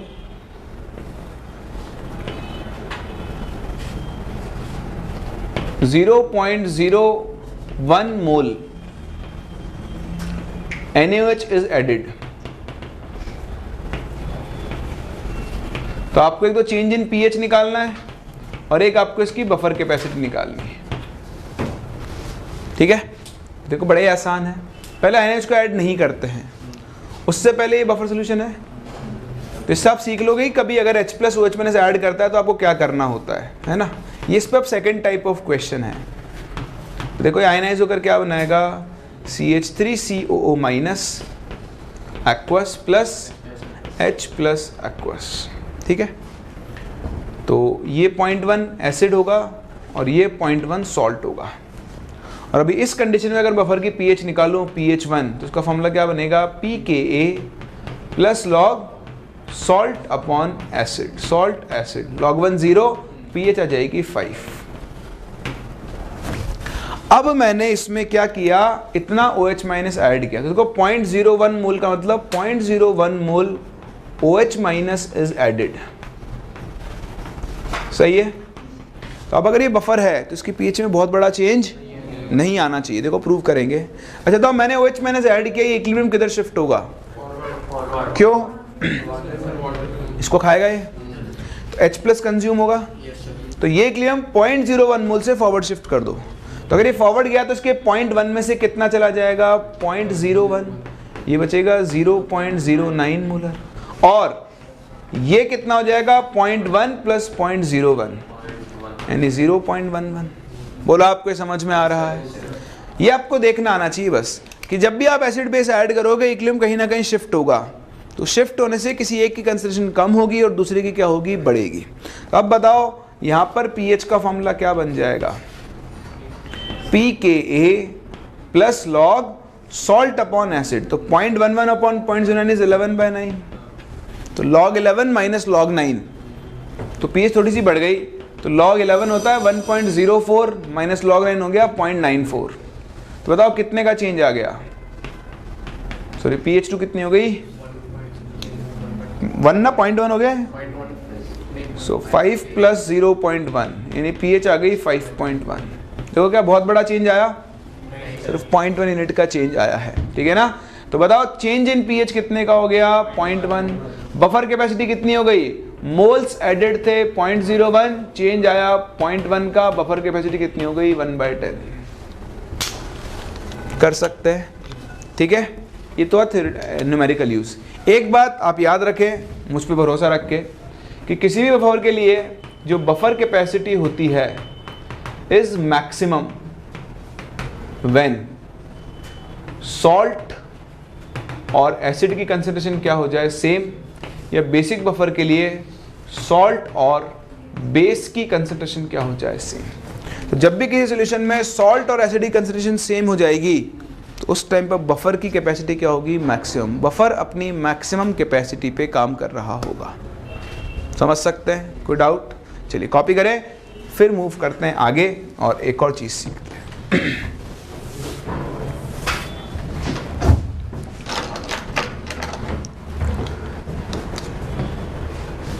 फिर देखें एक और छोटा टर्म टॉपिक जिसे हम बोलते हैं इंडिकेटर्स। देखिए इंडिकेटर्स क्या होते हैं, लिटमस का नाम तो आप लोगों ने सुना ही है। इंडिकेटर को आप गिरगिट बोल सकते हो, माहौल के हिसाब से क्या करता है, कलर बदलता है। जहाँ देखा लिटमस, जब सोल्यूशन एसिडिक होता है तो लिटमस कैसा होता है, रेड, और जब सोल्यूशन बेसिक होता है तो ब्लू हो जाता है ना। जैसे सॉल्यूशन की पीएच बदली, मीडियम बदला, वैसे क्या हो जाएगा, इंडिकेटर कलर बदलेगा। तो इंडिकेटर क्या होते हैं, indicators are either weak organic acids और bases having different colors in ionized and unionized form। Indicators क्या होते हैं, या तो वीक एसिड्स होते हैं या वीक बेसिस होते हैं, और इनका अपनी आयनाइज्ड और अनआयनाइज्ड फॉर्म में क्या होता है, अलग अलग कलर होता है। जैसे मान लो आपके पास एक एसिड इंडिकेटर है फिनोफ्थलीन, कौन है, फिनोफ्थलीन। तो फिनोफ्थलीन एक एसिडिक इंडिकेटर है, ये टूटकर क्या बनाएगा, H++ pH-। तो ये इसकी अनआयनाइज्ड फॉर्म है, या फिर हम इसे इसकी एसिड फॉर्म भी बोल सकते हैं। और ये इसकी कौन सी फॉर्म है, आयनाइज्ड फॉर्म है, इसे हम इसकी कौन सी फॉर्म बोल सकते हैं, बेस फॉर्म या फिर बेसिक फॉर्म। तो इसका कलर जो होता है वो कुछ और होता है, इसका कलर क्या होता है, कुछ और होता है, ठीक है। जैसे इस फॉर्म का कलर होता है कलरलेस और इसका कलर होता है पिंक। तो इंडिकेटर की तरह काम ही वो कर सकता है जिसकी दोनों फॉर्म्स का कलर क्या होता हो, अलग अलग होता हो। क्या आपको ये बात समझ में आ रही है? हर इंडिकेटर के काम करने की एक पीएच रेंज होती है जिसमें वो कलर बदलता है। जैसे इसकी जो पीएच रेंज है वो होती है 8.3 से 10, किसकी, फिनोफ्थलीन की। ऐसे मेरे पास एक और इंडिकेटर है मिथाइल ऑरेंज, उसे हम MuH के नाम से जानते हैं। ये एक बेस इंडिकेटर है, टूटकर बनाएगा Me++OH-। इसकी जो पीएच रेंज होती है वो होती है 3.2 से 4.4। ये इस रेंज में कलर बदलता है। तो हर इंडिकेटर के लिए एक बेसिक फिक्स्ड रेंज होती है पीएच की, जिसमें वो क्या करता है, कलर चेंज शो करता है। इसको हम कलर ट्रांजिशन रेंज बोलते हैं। क्या बोलते हैं, CTR, कलर ट्रांजिशन रेंज। चलिए बहुत बढ़िया। आप देख पा रहे हो कि ये एसिड टूटकर H+ दे रहा है, ये टूटकर OH- दे रहा है। मैंने शुरू में लिख दिया है these are weak acids and bases. एक इंडिकेटर मीडियम की पीएच पे कोई इफेक्ट नहीं डालता, इंडिकेटर की वजह से मीडियम की पीएच होगी नहीं, लेकिन मीडियम की पीएच से कौन चलेगा। अगर मीडियम की पीएच एसिडिक रेंज में है तो इंडिकेटर कुछ और कलर रखेगा। क्योंकि देखो जैसे ये है, अगर मीडियम एसिडिक है तो उसमें H+ ज़्यादा होगा, रिएक्शन कहाँ जाएगी, ये वाली फॉर्म ज़्यादा होगी, ये वाली कम होगी, तो वो ये वाला कलर शो कर देगा। अगर बेसिक मीडियम होगा तो OH- को कंज्यूम करेगा, रिएक्शन फॉरवर्ड आएगी, ये ज़्यादा बनेगा तो वो ये वाला कलर शो करेगा। तो इंडिकेटर कौन सा कलर शो करने वाला है वो किस पर डिपेंड करेगा, मीडियम के पीएच पर। मीडियम की पीएच इंडिकेटर पर डिपेंड। बोलो बात समझ में आ रही है, किसी को डाउट है इसके अंदर? चलिए बहुत ही बढ़िया। अब इसके बाद देखो आप कि आपसे क्या पूछ सकता है। पहले तो इसके लिए हम एक फॉर्मूला बनाएंगे, तो मैं डायरेक्ट लिख रहा हूँ फॉर्मूला। किसी भी इंडिकेटर के लिए अगर एसिडिक इंडिकेटर है तो पीएच का फॉर्मूला बनता है PKIN प्लस लॉग उसकी ionised form upon un-ionised form. तो बफर जैसा ही तो फॉर्मूला है, लॉग सॉल्ट अपॉन एसिड।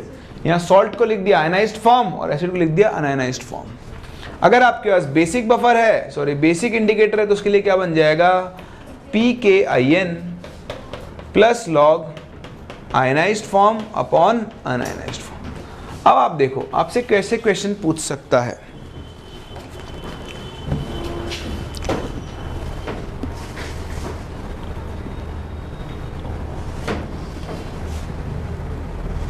देखिए एक छोटा सा क्वेश्चन। अरे कहाँ गया,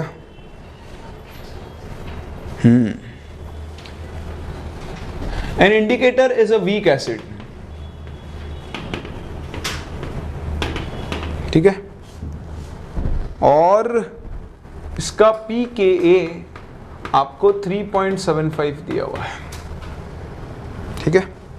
कह रहा है it's acidic form is red and basic form is blue, ठीक है। Predict the color of solution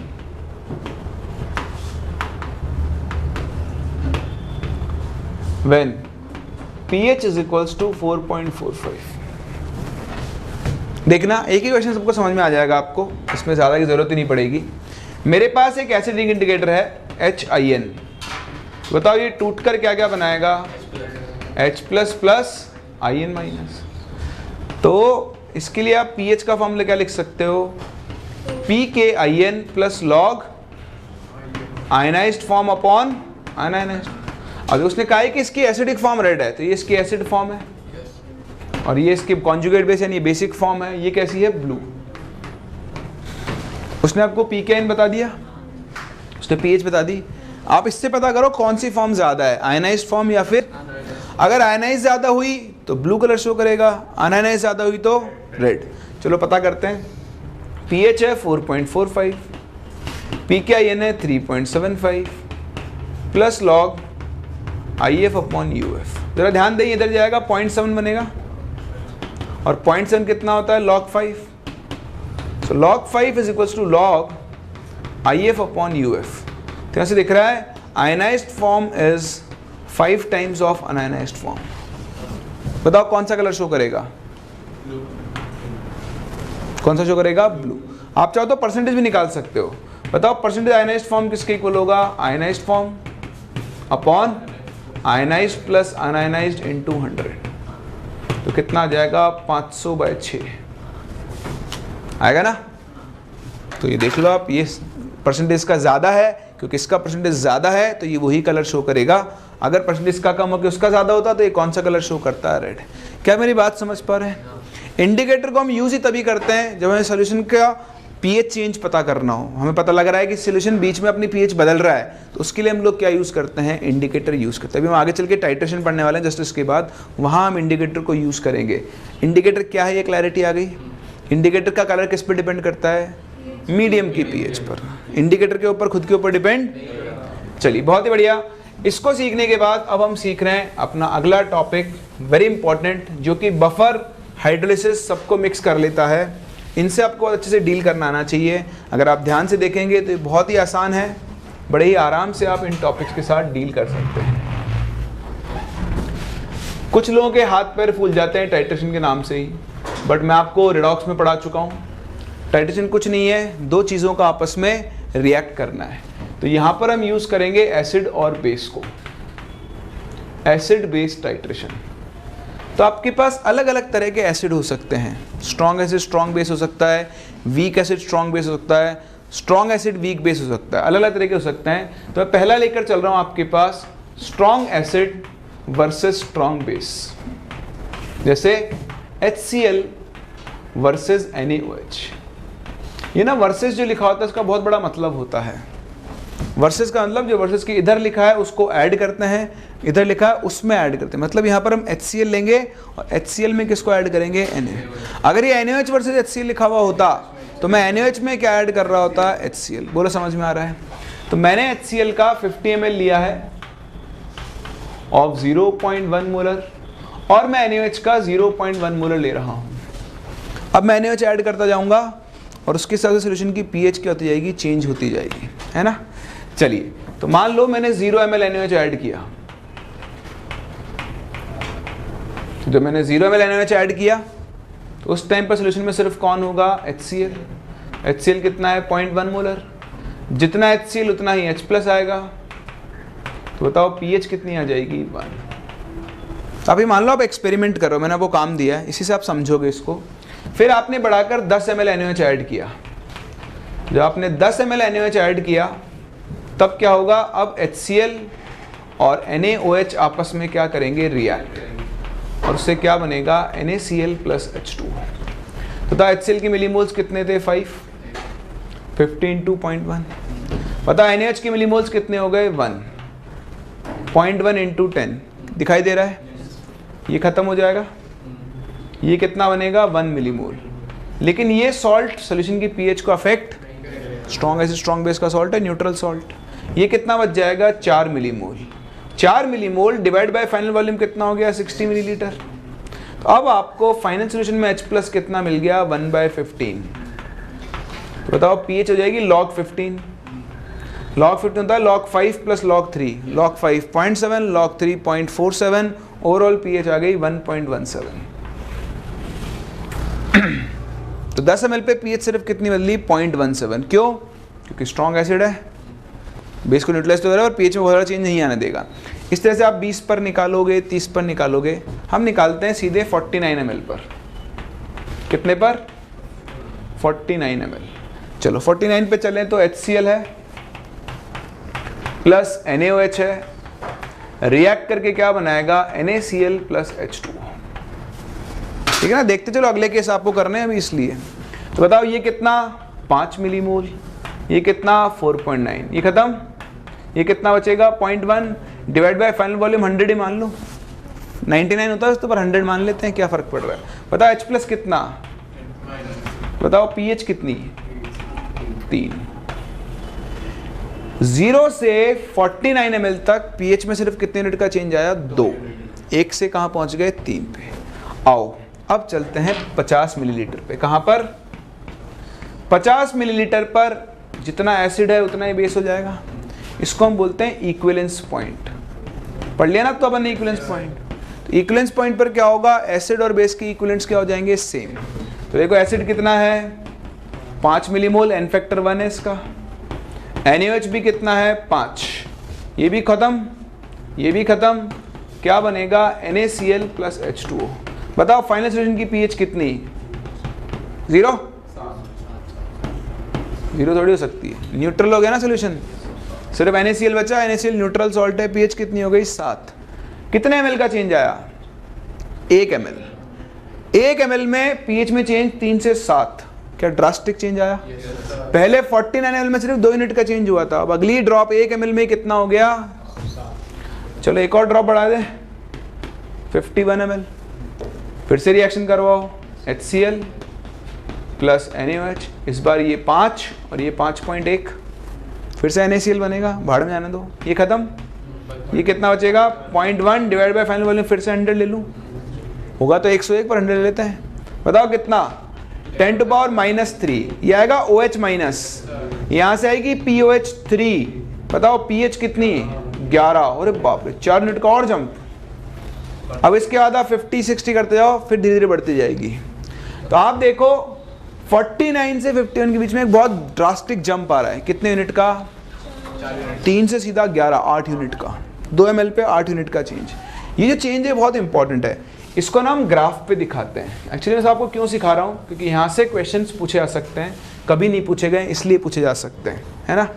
तो आप ध्यान दें, मैं इसमें ना आपको कुछ रटना नहीं है।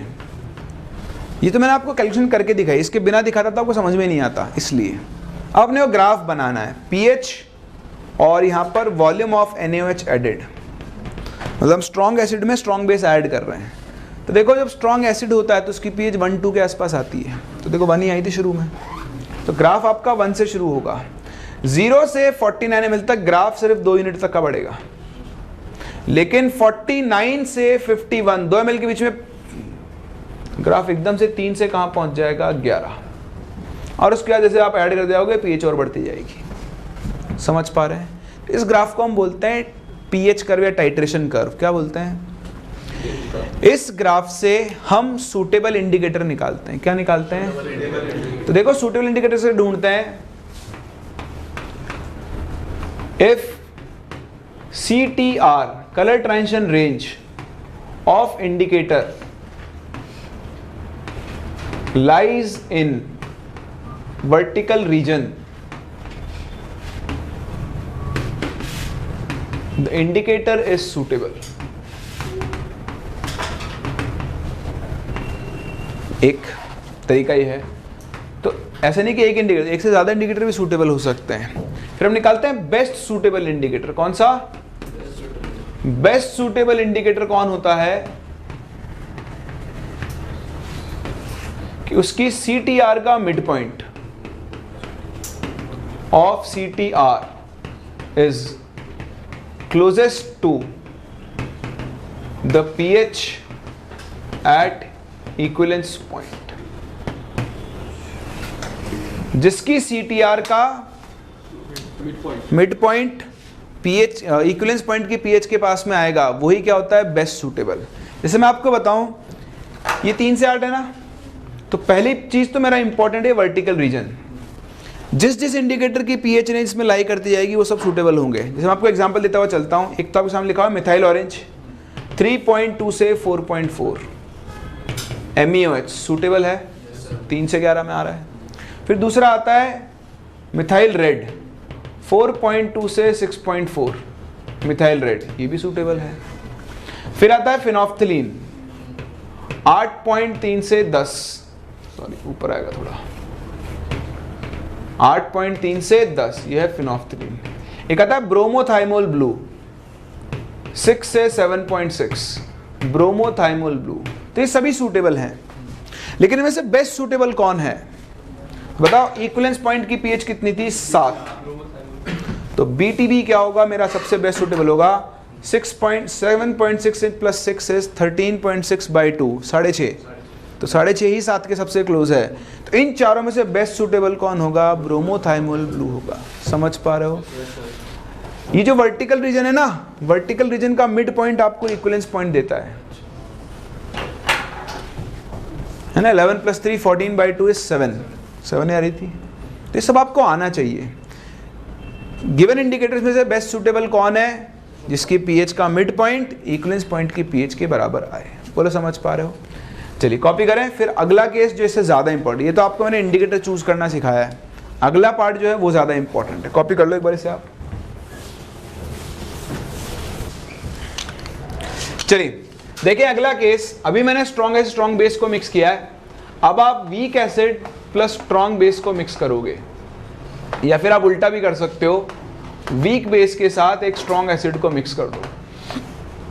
ये वो पार्ट है जो आपसे पूछा सकता है, तो यहाँ आप गलतियां भी कर सकते हैं, ध्यान से देखना।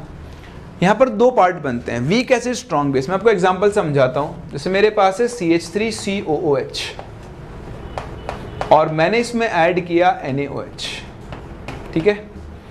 इसका मैंने लिया 50 ml ऑफ 0.1 मोलर और इसका मैंने लिया 0.1 मोलर। अब मैंने इसमें 10 ml NaOH ऐड किया, ठीक है। समझना मेरी बात को। तो इसको अपना एक छोटी सी ट्रिक में कन्वर्ट कर देंगे जिससे आप सारे क्वेश्चन से डील कर सकते हो। प्लस NaOH, तो बताओ क्या बनेगा?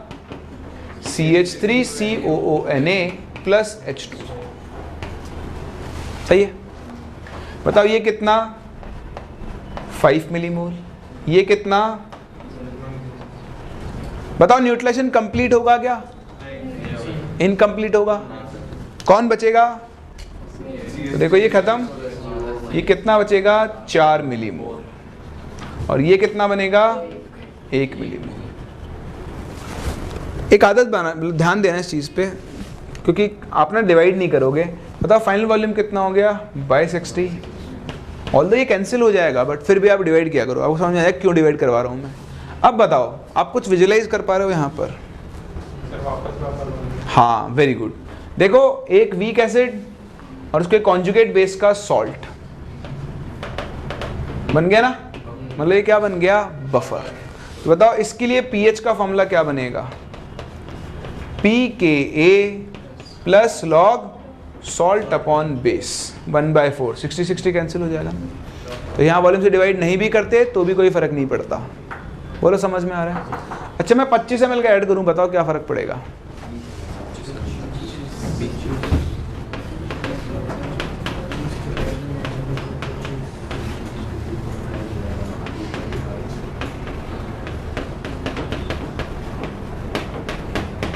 बोलो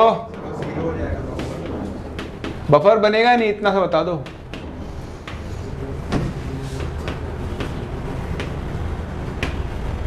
बोल ही नहीं रहे हो आप लोग, तो इतना सन्नाटा है कि मैं भाई बनेगा। देखो 2.5 मिलीमोल काम में आएगा, 2.5 बचेगा और इसके 2.5 से ये 2.5 बन जाएगा। फिर से देखो वीक एसिड उसका सॉल्ट। बताओ न्यूट्रलाइजेशन कंप्लीट है या इनकम्प्लीट?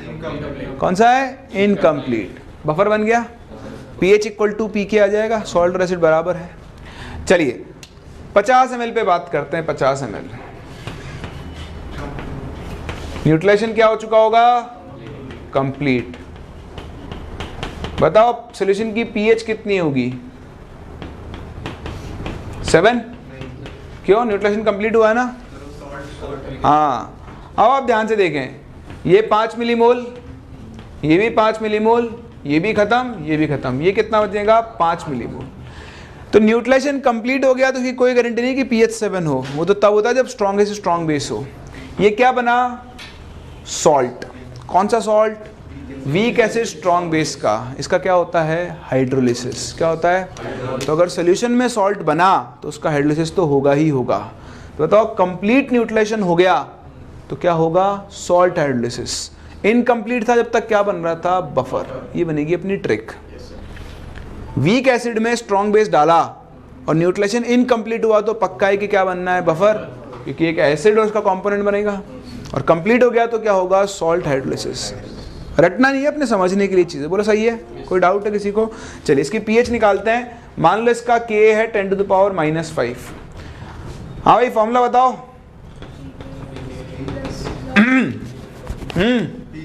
सीधा पी के 7 + ½ pKa + log C कितना?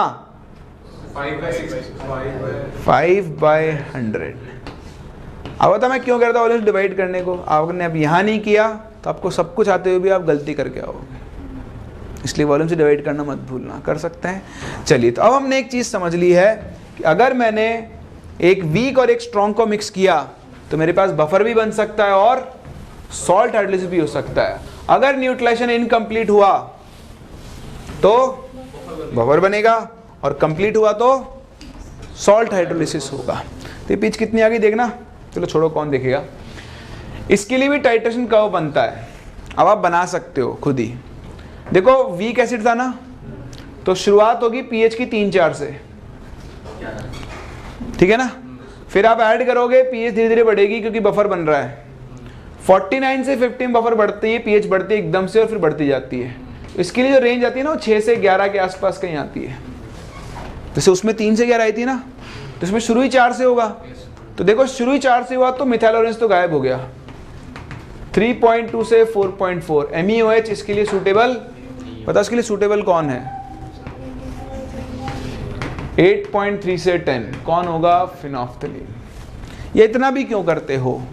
अगर आपको सिर्फ इन दोनों में से सिलेक्ट करना है तो देखो और छोटा तरीका सिखाता हूँ। ये एसिडिक रेंज में बदलता है, वो बेसिक में। बताओ जब दोनों का न्यूट्रलाइजेशन कंप्लीट हो जाएगा तो आपके पास क्या बनेगा? Salt. Salt of weak acid strong base. PH 7 से क्या आएगी? तो वो इंडिकेटर सूटेबल होगा जो बेसिक रेंज में कलर बदलता हो। कौन बदलता है? मान लो आपके पास ये सॉल्ट है NH4Cl। मैं पूछूं इन दोनों में से कौन सूटेबल है इसके लिए, तो वीक बेस स्ट्रॉन्ग एसिड कौन डोमिनेट करेगा? Strong acid. पीएच 7 से क्या आएगी? कम।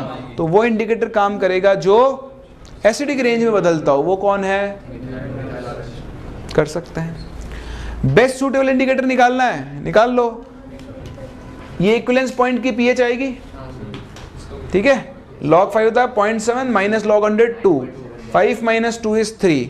3.7/2 is 1.85। 7 + 1.85 8.85 आ गई। अब आप क्या 3-4 इंडिकेटर दिए होंगे, उनकी मिड पॉइंट निकाल लेना। जो 8.85 के सबसे पास आएगा वही क्या होगा? बेस्ट सूटेबल होगा। बोलो कर सकते हो क्या? समझ में आ रहा है? तो इसी पैटर्न पे आपको कई क्वेश्चन देखने को मिलेंगे। जैसे मैं पहला क्वेश्चन आपके सामने लिखूं कि 200 ml of 0.2 molar NH4OH is mixed with 300 ml of 0.1 molar HCl। बताओ pH of final solution।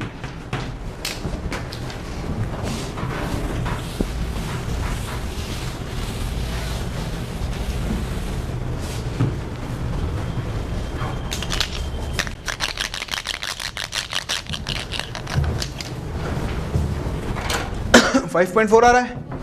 चलिए देखें, बड़ा आसान है। रिएक्शन करवाओ, तो NH4OH प्लस कौन है? HCl। तो रिएक्शन देखो क्या होगी, ये हो जाएगा 40 मिलीमोल्स, ये कितना हो जाएगा? 30 मिलीमोल्स होगा।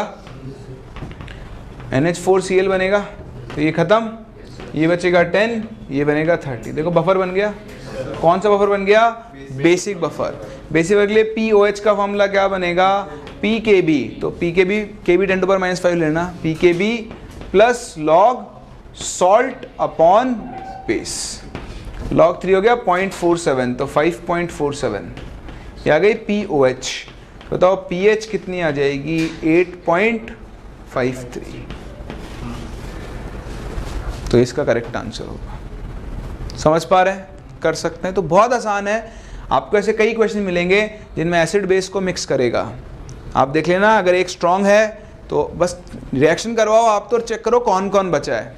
अगर सॉल्ट बचा है तो उसका हाइड्रोलिसिस करवा देना, और एसिड बेस के कंपोनेंट बचे हैं तो आप क्या बना दोगे? उसका बफर फॉर्म कर दोगे। कोई डाउट है? समझ पा रहे हैं हम लोग इस चीज़ को? चलिए एक छोटा सा क्वेश्चन और मेरी तरफ से आपके लिए। क्वेश्चन बड़ा ही आसान है। आपने रिएक्शन करवाई H2CO3 की, ठीक है, इसका लिया 50 ml ऑफ 0.1 मोलर,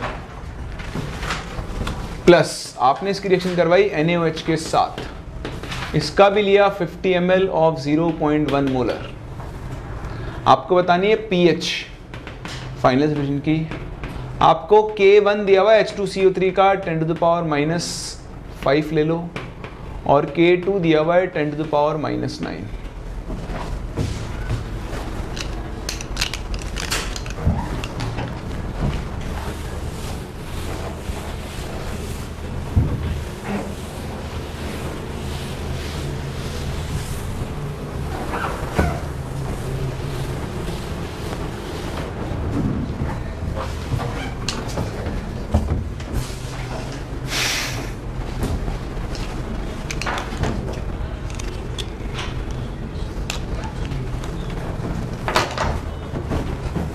चलिए देखिए, बहुत ही आसान क्वेश्चन है अगर आपको विजुअलाइज हो जाए तो, वरना तो खेलते रहो। देखो क्या है, H2CO3 और NaOH। बताओ रिएक्ट करके क्या बनाएंगे दोनों?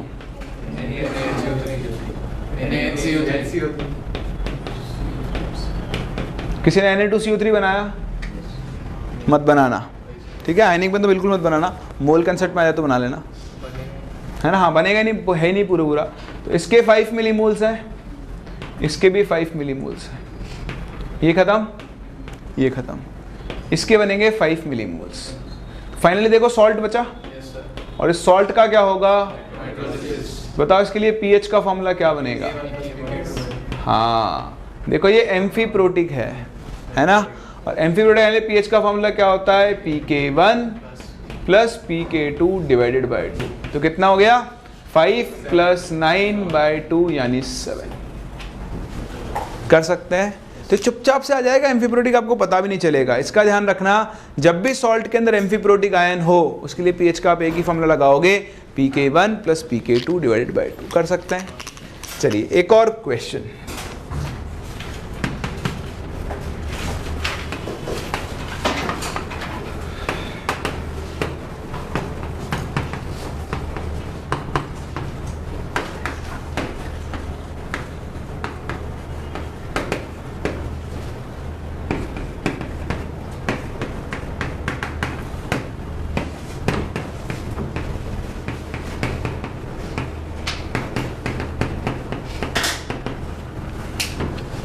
pH बताएं।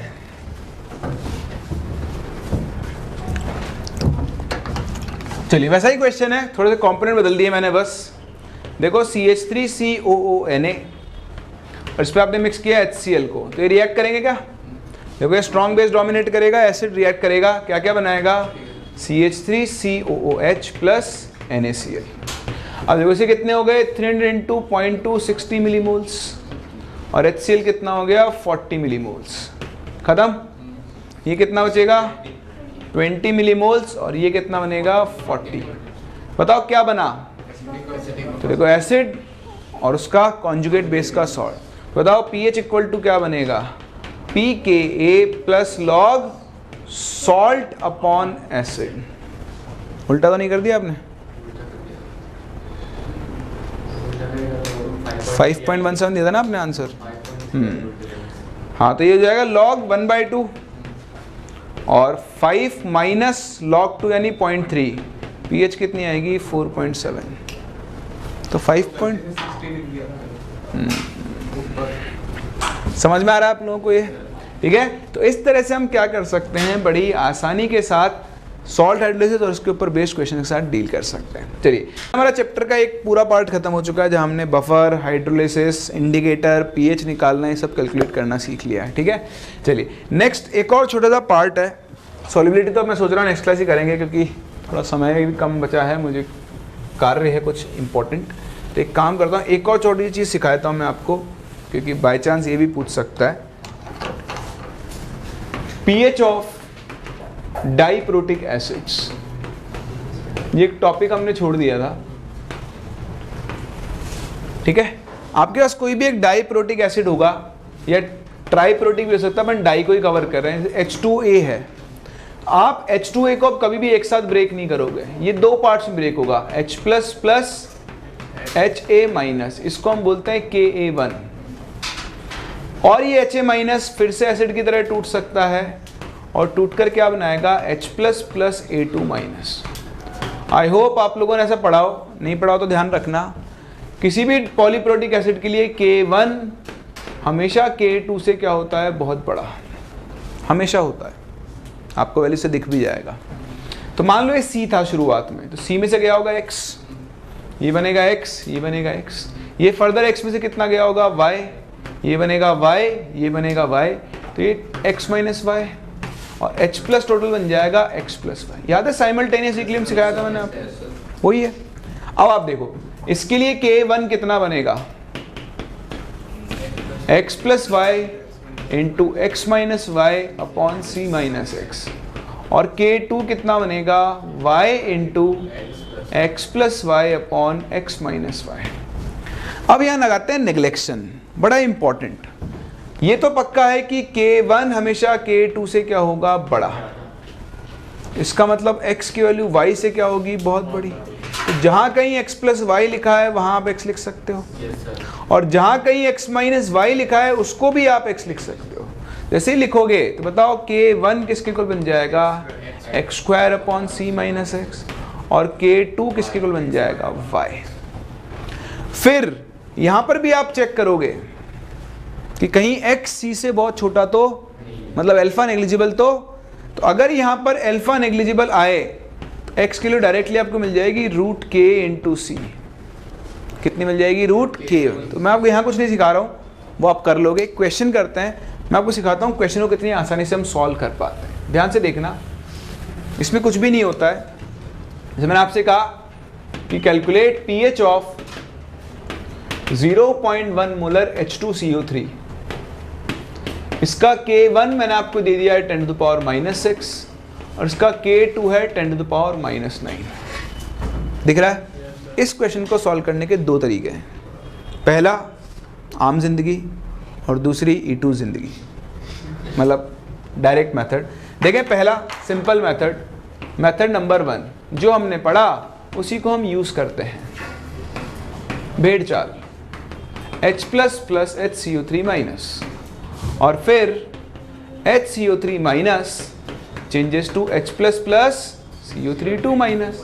तो भाई ये 0.1 में से कितना जाएगा, x x x, x में से गया y y y, ये x माइनस y, ये x प्लस y। फिर लगाओ नेग्लेक्शन, ये कितना होगा x, दिख रहा है K1 K2 से 1000 गुना बड़ा है। ये भी कितना हो जाएगा x, ये भी कितना हो जाएगा x। तो बताओ K1 किसके इक्वल बनेगा, x square upon 0.1 minus x, और K2 किसके इक्वल बनेगा, y। तो अगर कोई मुझसे ये बोले कि कार्बोनेट आयन की कंसंट्रेशन बताओ, तो आ गई y कितना है 10 टू द पावर -9। लेकिन कोई मुझसे कहता है pH बताओ, तो pH बताने के लिए मुझे H प्लस निकालना पड़ेगा जो कि x के बराबर है। x निकलेगा यहाँ से, बताओ K1 कितना, x square upon 0.1 minus x. क्या आपको दिख रहा है मैं इस x को नेग्लेक्ट कर सकता हूँ 0.1 के रिस्पेक्ट में, दिख रहा है क्या? तो ये इधर जाएगा। बताओ एक्स स्क्वायर की वैल्यू कितनी आ जाएगी, 10 टू द पावर -7। एक काम करो, 10 से मल्टीप्लाई 10 टू द पावर -8 कर दो और रूट ले लो, तो 10 का रूट 3.13, इंटू 10⁻⁻⁴। बताओ मेरा आंसर नेग्लेक्शन के हिसाब से आ रहा है क्या? आ रहा है। x को मैंने 0.1 से बहुत छोटा बना था, देखो बहुत छोटा है। ये आ गया x आ गया तो h प्लस आ गया। बताओ अगर ये h प्लस है तो बताओ 3.13 इंटू 10⁻⁻⁴, तो pH कितनी हो जाएगी? 4 माइनस लॉग 3.13।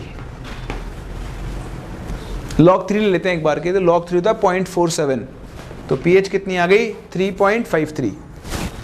हाँ 3.53 के आसपास आ गई ना। इसी क्वेश्चन को आप, मैंने जो आपको टूल सिखाया उससे भी कर सकते हो, ध्यान से समझना। बताओ अब यहाँ पे आके क्या कर रहे हो? आप यही तो बोल रहे हो कि सेकंड डिसीजन को नेगलेक्ट कर दिया मैंने, सेकंड बहुत कम हो रहा है। तो जब आप सेकंड डिसीजन को बाद में नेगलेक्ट कर रहे हो, आप पहले नेगलेक्ट कर दो। पहले का मतलब आप अब ये मानो कि सेकंड पार्ट हो ही नहीं रहा, सिर्फ इसका पहला डिसोसिएशन हो रहा है।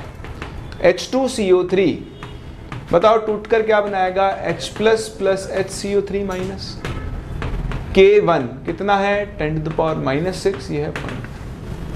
पहला डिसोसिएशन हो रहा है जो भी हो रहा है। तो एक मोनोप्रोटिक एसिड हो गया, वीक मोनोप्रोटिक एसिड। बताओ वीक एसिड की पीएच का डायरेक्ट फॉर्मूला क्या होता है? Half pKa minus log C। कुछ सिखाया था ऐसा मैंने? pKa की जगह क्या आ जाएगा? कि K2 को तो मैं नेगलेक्ट करने ही वाला हूँ, तो बाद में करने वाला हूँ, पहले कर देता हूँ। ये फॉर्मूला कब वैलिड होता है? अल्फा है।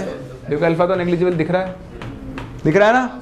बताओ pH कितनी आ गई? Half pKa6 minus log C की वैल्यू 0.1, 7/2 3.5 के आसपास ही आ रहा है ना। इस तरह से आप इस क्वेश्चन को सॉल्व कर सकते हो। तो आपके पास कभी भी डाइप्रोटिक एसिड का केस आ जाए, वैसे तो नहीं आएगा, बाय चांस आ जाए, पीएच पूछे तो लॉटरी लग गई। K2 को नेगलेक्ट कर दो, तो सिर्फ हाफ वही मोनोप्रोटिक की तरह करो, पीएच का फॉर्मूला हाफ pKa की जगह pK1 हो जाएगा। बस चेक कर लेना कि उसका अल्फा नेग्लिजिबल आएगा या फिर नहीं आएगा। बोलो समझ सकते हैं? कोई डाउट है? चलिए तो अपन यहीं तक कंप्लीट कर रहे हैं। नेक्स्ट क्लास हम बात करेंगे सॉल्युबिलिटी एंड सॉल्युबिलिटी प्रोडक्ट के बारे में, KSP निकालना सीखेंगे, उसके अलग अलग केसेस को कवर करेंगे, और फिर इसके बाद अपने अगले चैप्टर की तरफ मूव करेंगे। इसका नाम है इलेक्ट्रोकेमिस्ट्री। ठीक है, कि आयनिक का बहुत सारा पार्ट उसके अंदर यूज आएगा। तो जो मेजर चैप्टर हैं उनको आराम से टाइम देके कवर कर रहे हैं पहले ही, छोटे छोटे चैप्टर बचेंगे, वो अपने थोड़े स्मूथली और थोड़ा फास्ट भी कंप्लीट हो सकते हैं। ठीक है, तो मिलते हैं नेक्स्ट क्लास, और यहाँ से आगे बढ़ते हैं। आपको शीट मिलेगी, उसको आप लोग ना ज़रूर से सॉल्व कर लेना।